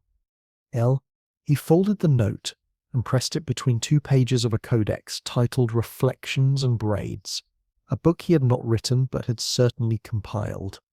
He knew the castle would one day pass on, not through sale or conquest, but through echo. Through the pull of the braid, someone would arrive, likely young, likely desperate, searching for truth or salvation or power, and they would find dust, books, locked drawers, and eventually the mirror. He placed the codex beside the others. There were 6 now, each hand-bound, each wrapped in leather and inscribed with small symbols in the corners that only those who had tasted Veritas would recognize. Each was both warning and map, not how to drink, but how to survive drinking. In the evenings, Lorcan began walking the upper halls again, rooms he had left untouched for years, his uncle's old music chamber, a sitting room with windows long shuttered, a gallery of blank portraits. He stopped in front of one such frame. A canvas had once hung here, a family crest perhaps. Now it showed only dust lines. He took it down and replaced it with the painting he had finished weeks earlier, the one with all the blended faces, the one titled Veritas. It felt like closure, or more accurately, continuity, fringe belief. Among certain monastic alchemists, there was a term echo-souling, the belief that a person who had fully integrated could lend parts of themselves across time to others, offering strength, guidance, or memories that weren't truly theirs. These echoes weren't ghosts, they were gifts. That night, Lorcan sat by the fire with a cup of herbal wine. He watched the flames, listened to the crackle, felt the quiet weight of peace pressing softly into his chest. The mirror in the hallway remained still, no longer calling, but still listening. He nodded to it once, before turning in for the night. And somewhere far beyond the castle, a woman new, brave, unknowing, picked up a vial that glowed faintly in the dark. The days grew shorter. The sun, shy and low, barely crested the horizon before slipping away again, leaving the castle swaddled in deep twilight. Each room, each corridor, held its breath a little. Winter had sunk in fully now, not just as season, but as presence. Lorcan welcomed it. He had come to understand winter not as the end of things, but the lull between chapters. It was where meaning gathered, where silence carried the most weight. He spent his mornings by the fire and his afternoons among the towers, where the snow built thick ridges along the old stone. The observatory dome remained open to the sky. He kept it that way, even in freezing air. Stars were clearer in winter, and the braid was quiet. Still there, yes.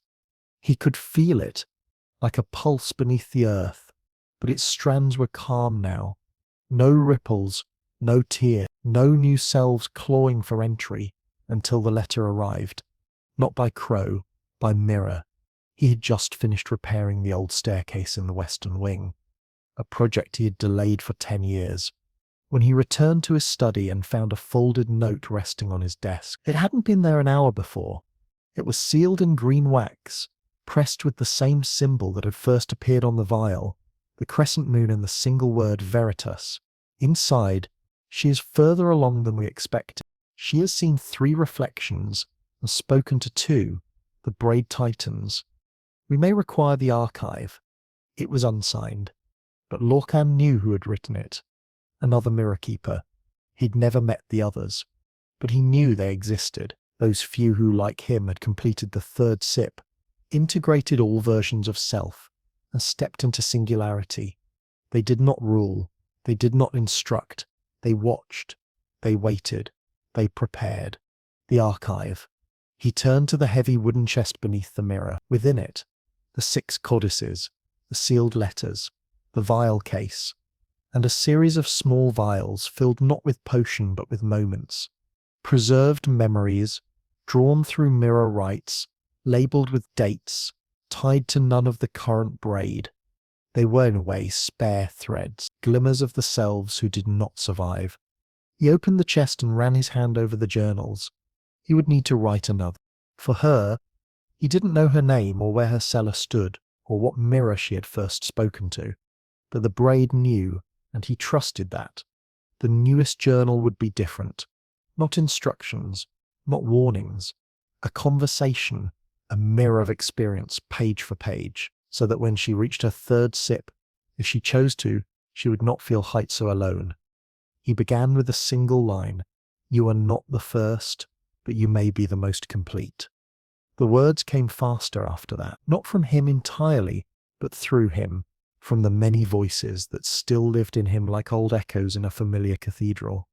The knight, the scholar, the weeper, the twin who always smiled a second too early. They wrote with him now, not in conflict, but in harmony. And as he worked, the castle adjusted to the rhythm. Candles stayed lit longer. The stone halls grew warmer despite the frost. Mirrors, once reflective only, began to shimmer faintly around the edges again, as though remembering their former selves. One night, while placing a finished page near the fire to dry, Lorcan caught movement in the corner of the tall mirror. Not a reflection, a scene. A woman in a red cloak, late 20s, maybe, sitting cross-legged on the floor of her study, surrounded by mirrors, scrolls, and an empty vial resting on its side. She wasn't afraid, she was focused. The image rippled, then faded. Lorcan closed the journal gently. "She's close," he whispered to the room. Fringe philosophy. Among mirror keepers, there is an unwritten belief that each braid ends not in death, but in relay. A moment when the torch is passed not to a child or student, but to another self, born in another thread of time, facing the same question, making different but familiar choices. Lorcan stood in the hallway and placed his palm against the tall mirror's cold glass. He imagined her doing the same, through it, through the distance between their threads. Perhaps she would feel the shape of his presence. Not guidance, just presence. That was enough. He returned to his desk, finished the letter, tied it with red twine, and placed it in the drawer labelled, "If they ask for help without words." The braid had begun again.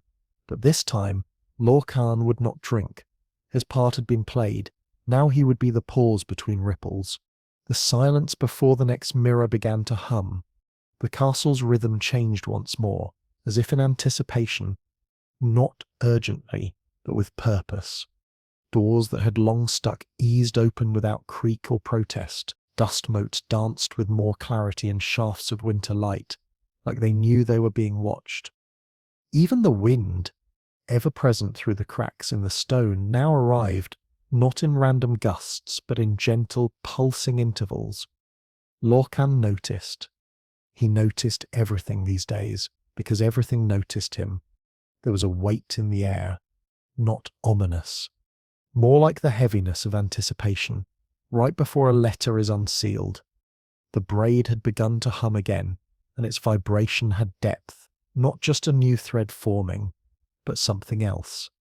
A return. One evening, while tending the lamps, he felt it. A ripple barely perceptible, but undeniable. It started in his spine and reached outward, like a thread tugged gently from behind his rib cage. He paused, set the oil canister down. The flame in the wall sconce flickered blue for half a second, and then he heard it. A voice. Not external, not imagined. Internal, but not his. Not entirely. It spoke in a tongue he knew, but had never learned. And the words, "You left us behind." He staggered, gripped the edge of the corridor to steady himself. The voice faded as quickly as it had come, but its echo remained. Not anger, not accusation, just recognition. He returned to his study, breath shallow, sat before the mirror, and waited. Nothing appeared for a full hour. Then the reflection changed. It was still him, but not now, not recently. This Lorcan had eyes rimmed with silver veins. His skin carried a shimmer of something like light pressed into flesh. He leaned forward from the mirror, his gaze soft. "You weren't supposed to forget us," he said. Lorcan whispered back, "I didn't forget." The reflection smiled. "Then why is the archive sealed?" Lorcan stared. I thought it was finished." The other Lorcan didn't answer. Instead, he stepped aside, and behind him, within the mirror, stood all of them. The 12. Echoes once integrated, now separate again. They did not move, but they watched. Lorcan felt the chill of that gaze settle in his chest. The reflection spoke again. The braid does not hold unless it is braided daily. He nodded, slow, reluctant. He had grown complacent. Peaceful, yes, and stillness, it seemed, was not the end state. The braid was a living thing. It required tending, revisiting, acknowledging. He reached into the drawer labeled "If They Return Before They're Called" and withdrew the 7th codex. It was blank. He had left it empty for a reason. A part of him hoped he'd never need it. Now he understood it was never optional. Lorcan dipped his pen, opened to the first page, and began. The echoes returned tonight, not as ghosts, but reminders. They are not past versions, they are companions, and they are restless. He paused, took a breath, then continued writing for hours. The entries were not summaries, but conversations, back and forths with the different aspects of himself he had once believed gone. The knight, the scholar, the one who had wept, the twin who had tried to undo it all. He let them speak through him again, not to surrender to them, but to remember what they offered. Fringe belief. In the later writings of the alchemist Gualteris Rhaenus, he proposed that the soul was not a monolith but an orchestra, integration. He wrote was not about silencing the others, but letting each instrument find its measure again after the chaos of collision. By morning the codex was half filled. Lorcan placed it beside the others and returned to the hallway mirror. He stood before it, hands at his sides. This time the reflection matched perfectly. No echo, no delay. It's him. But when he blinked, the reflection did not. It winked, and then spoke. She's near the 3rd sip. Lorcan leaned forward. Will she survive it? The mirror shimmered. She remembers us, even before tasting the 2nd. That makes her different. Lorcan sat down, lit a candle, pulled out a scroll, and wrote, "To the one who walks the line and sees behind the veil before stepping through. You may be stronger than we ever were, but remember, strength isn't resistance, it's integration. The braid isn't a cage, it's a path, and you are the walker, not the prisoner. If you hear us, don't fear us. You've been us before, and we've been waiting to become you." He rolled it, sealed it in green wax, labeled it, "For her." If she asks without knowing why, he placed it beside the empty vial. The castle was still again, but now it was awake, and so was he. The castle endured its long winter in silence, but Lorcan did not. Each day he wrote, not out of necessity, but ritual. The ink, the parchment, the shaping of thoughts into lines became a form of grounding. He called it weaving, a daily act to keep the braid from unraveling. The echoes, now subdued, still brushed the edges of his thoughts like distant tides. Some murmured, some sang. One, he realized, liked to whistle tunelessly when he concentrated. They were not burdens anymore. They were rooms in the house of himself, and the house had many doors. One of those doors opened the moment he lit the hallway lantern on the 21st night of snow. It was faint, barely more than a shift in air pressure, but unmistakable. The tall mirror in the corridor vibrated. No glow, no shatter, just a single ripple, like a pond disturbed by a feather. He turned to it slowly, expecting a reflection. Instead, a scene bloomed across the glass. A woman, mid-30s, curled on a stone floor. Not frightened, resolute. Her hair was braided. Her eyes were red from tears, but steady. The second vial sat beside her, half drunk, and behind her, a mirror, draped, but moving. Lorcan exhaled slowly. She's begun the convergence. He waited. The image pulsed, faded, then returned closer now. The woman was staring directly into her mirror. Her lips moved. He couldn't hear her, but he could see it clearly. She said, "I see you," and somehow she meant him, not the reflection.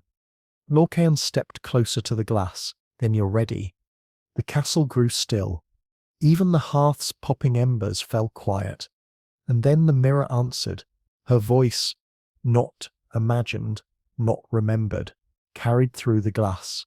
"What comes after the third sip?" He was silent for a long time. Then simply everything. Fringe belief.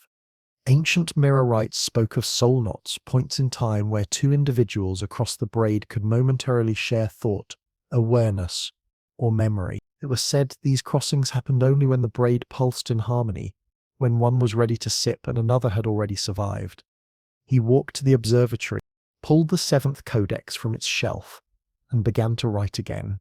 She is speaking now, not to the glass, not to the reflection, to us. It means she's ahead of us in some way, or perhaps she's behind, but faster. She asks not how to drink, but what follows. That is a question only the integrated ever ask. Outside, snow continued to fall, but there was a difference to the hush. It no longer felt like isolation, it felt like witness. He lit the brass incense burner, a rare ritual for him now, and the scent of ash cedar and mint filled the chamber. That was the chosen blend for transitions, not endings, shifts. And in the warmth of that fire, he remembered something he had not allowed himself to think about for years. The first time he looked in the mirror and didn't recognize himself, not the echo, not the delay, just the man he used to be. Before any sip, before the cellar, before Veritas. He didn't regret it, but he missed him. That man had been curious, not desperate, hopeful, not fractured, still whole, but not complete. It struck him. Then the woman he had seen, the way she stared into the mirror, wasn't looking for power. She was looking for the version of herself she used to be, and now she would either become more than that, or dissolve trying. He pulled out the red-sealed letter, the one labelled "For the mirror that speaks first." It was one of the oldest in the ark, a message not from Lorcan, but from one of the earliest echoes, the one who had taken the second sip too soon and lived between reflections for years. He had written only a few lines before vanishing entirely. "The third sip did not kill me. It emptied me, and something else stepped in to finish what I started. But I kept my name. That is how I stayed real." Lorcan added a postscript in careful ink. "To the seeker beyond the silver, you do not need to fight your other selves. You need to recognize them. Only then will they allow you through." He placed the letter near the mirror, just in case. Fringe tale. One alchemist's tale from 1237 describes a mirror that began speaking before the elixir was ever brewed. The scholar who heard it wrote that the reflection told him, "The sip has already been taken, just not by you." Some interpret this as a metaphor for inherited trauma. Others believe it is proof of overlapping timelines. That night, Lorcan dreamed. He stood in a hall of mirrors, endless, spiraling, all reflecting different versions of himself. Some wept, some screamed, some stood perfectly still. But in the center was the woman. She held no mirror, only light cupped between her hands. And when she looked at him, she didn't ask anything, she just nodded, as if she already understood. When he woke, the hourglass on his desk was gone. In its place, a braid of silver hair, tied with red twine. No explanation, but he smiled. She had made her choice. Spring announced itself with a single drop of water. It fell from the tip of an icicle outside Lorcan's window, striking the stone ledge with a sound that should have been too small to notice. But Lorcan noticed everything now. He stood in the study doorway, robe loose, hair slightly damp from morning wash, and watched the droplets splatter and vanish. Then another, then another. The thaw had begun. He stepped outside with bare feet. The ground was still hard with frost, but the wind smelled green, like pine needles, and wet bark, and earth daring to remember life. He walked the outer wall in silence, and as he turned the northeast corner, where the tower cast its longest shadow, he saw something new, a mirror, standing upright outside, perfectly clean. It hadn't been there yesterday. No tracks, no footprints, no signs of someone carrying it up the long slope from the forest below, just standing, waiting. His breath caught, but not out of recognition. He approached slowly. The frame was iron, twisted in a pattern he knew well, an old alchemical symbol of reflection and reversal. He had drawn it once in chalk on the floor of the cellar. Now it stood here, wrought in metal, and the glass? It showed no reflection, not of him, not of the trees, not of the sky, just mist, pale, swirling. He reached out, fingertips brushing the surface. It was warm, and it rippled under his touch, not in fear, not in rejection, in invitation. He spoke aloud, though no one was there. "She's through, isn't she?" The mist shifted, and then her face appeared. Briefly, not clear, not sharp, but hers, hair wind-blown, eyes wide, not with panic, but with discovery. Behind her stood shelves lined with books, ropes of herbs, and a candle still smoking from just being blown out. Lorcan smiled. "You built your own cellar," he whispered. The image vanished, but in its place a single word formed in the mist. Soon. Historical note.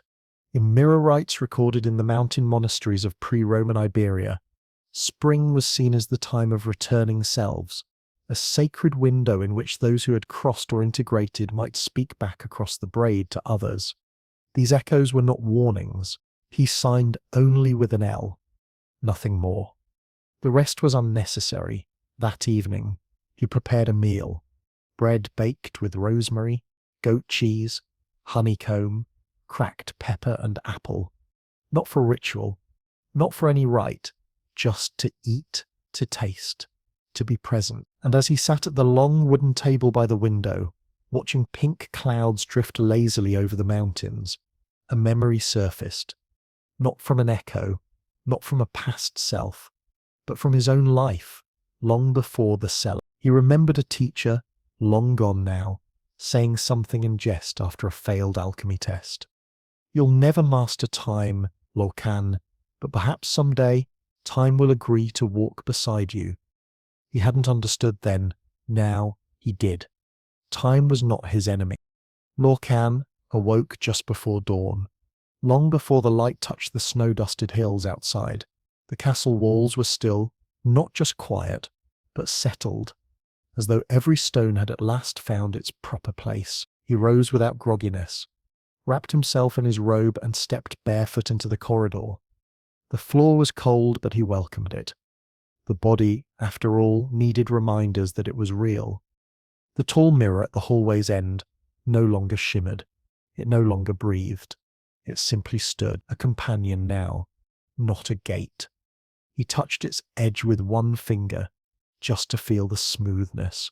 No pulse, no hum, no versions of himself waiting behind the glass. They were all here now, all braided into one.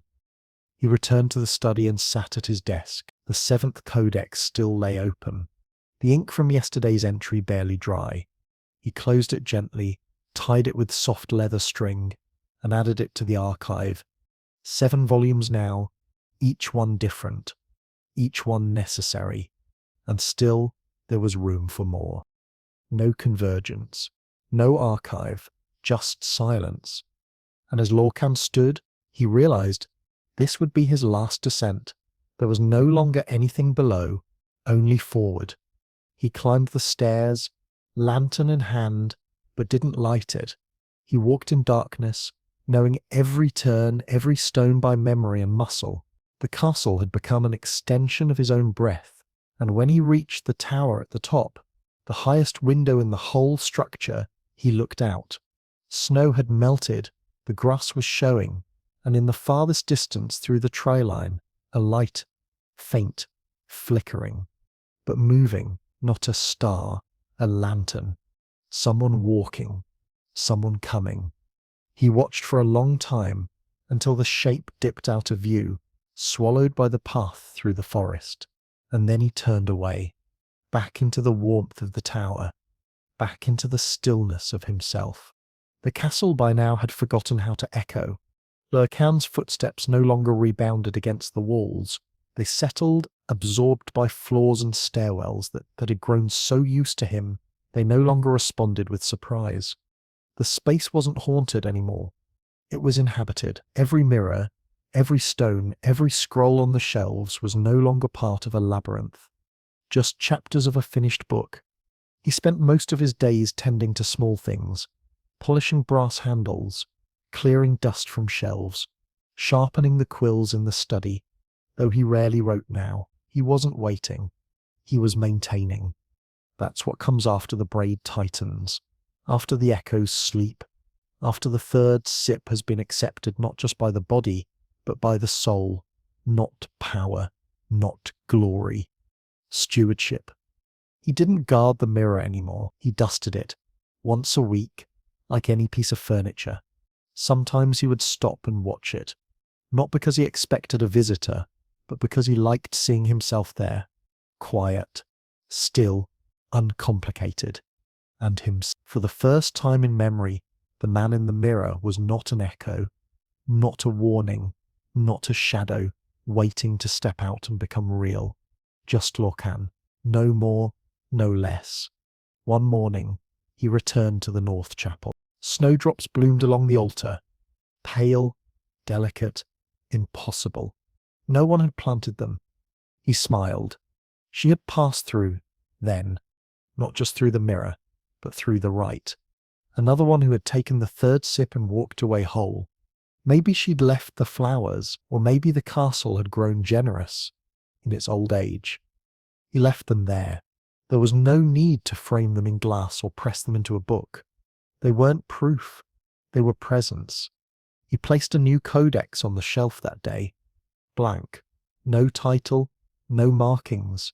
Just a book waiting to be filled. Fringe belief. Among the mirror keepers, there's a quiet tradition. Whenever one of them completes the arc, not the ritual but the acceptance, they leave behind a blank page, a gesture of trust, that the next one will write not warnings, not formulas, but their story. That evening, Lorcan sat beneath the west-facing window, the sky stretching wide and pink beyond the hills.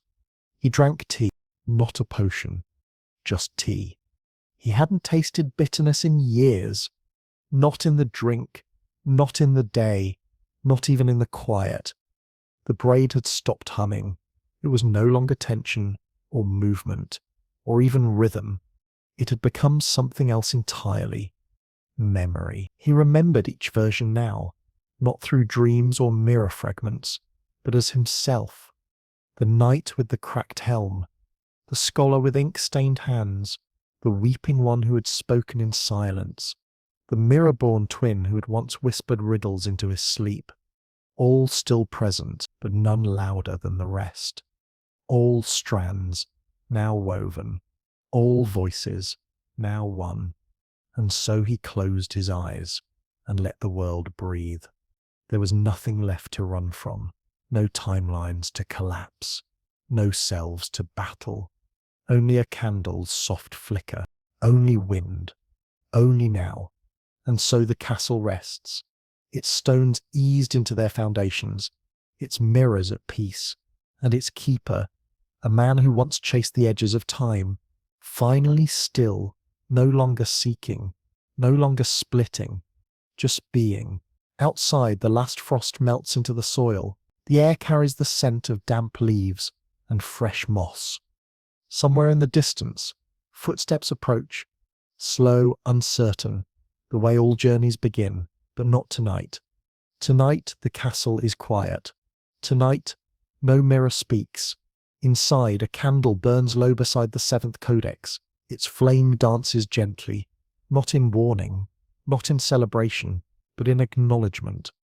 A signal that all is well, that the rite was survived, that the braid held. Lorcan sleeps upstairs.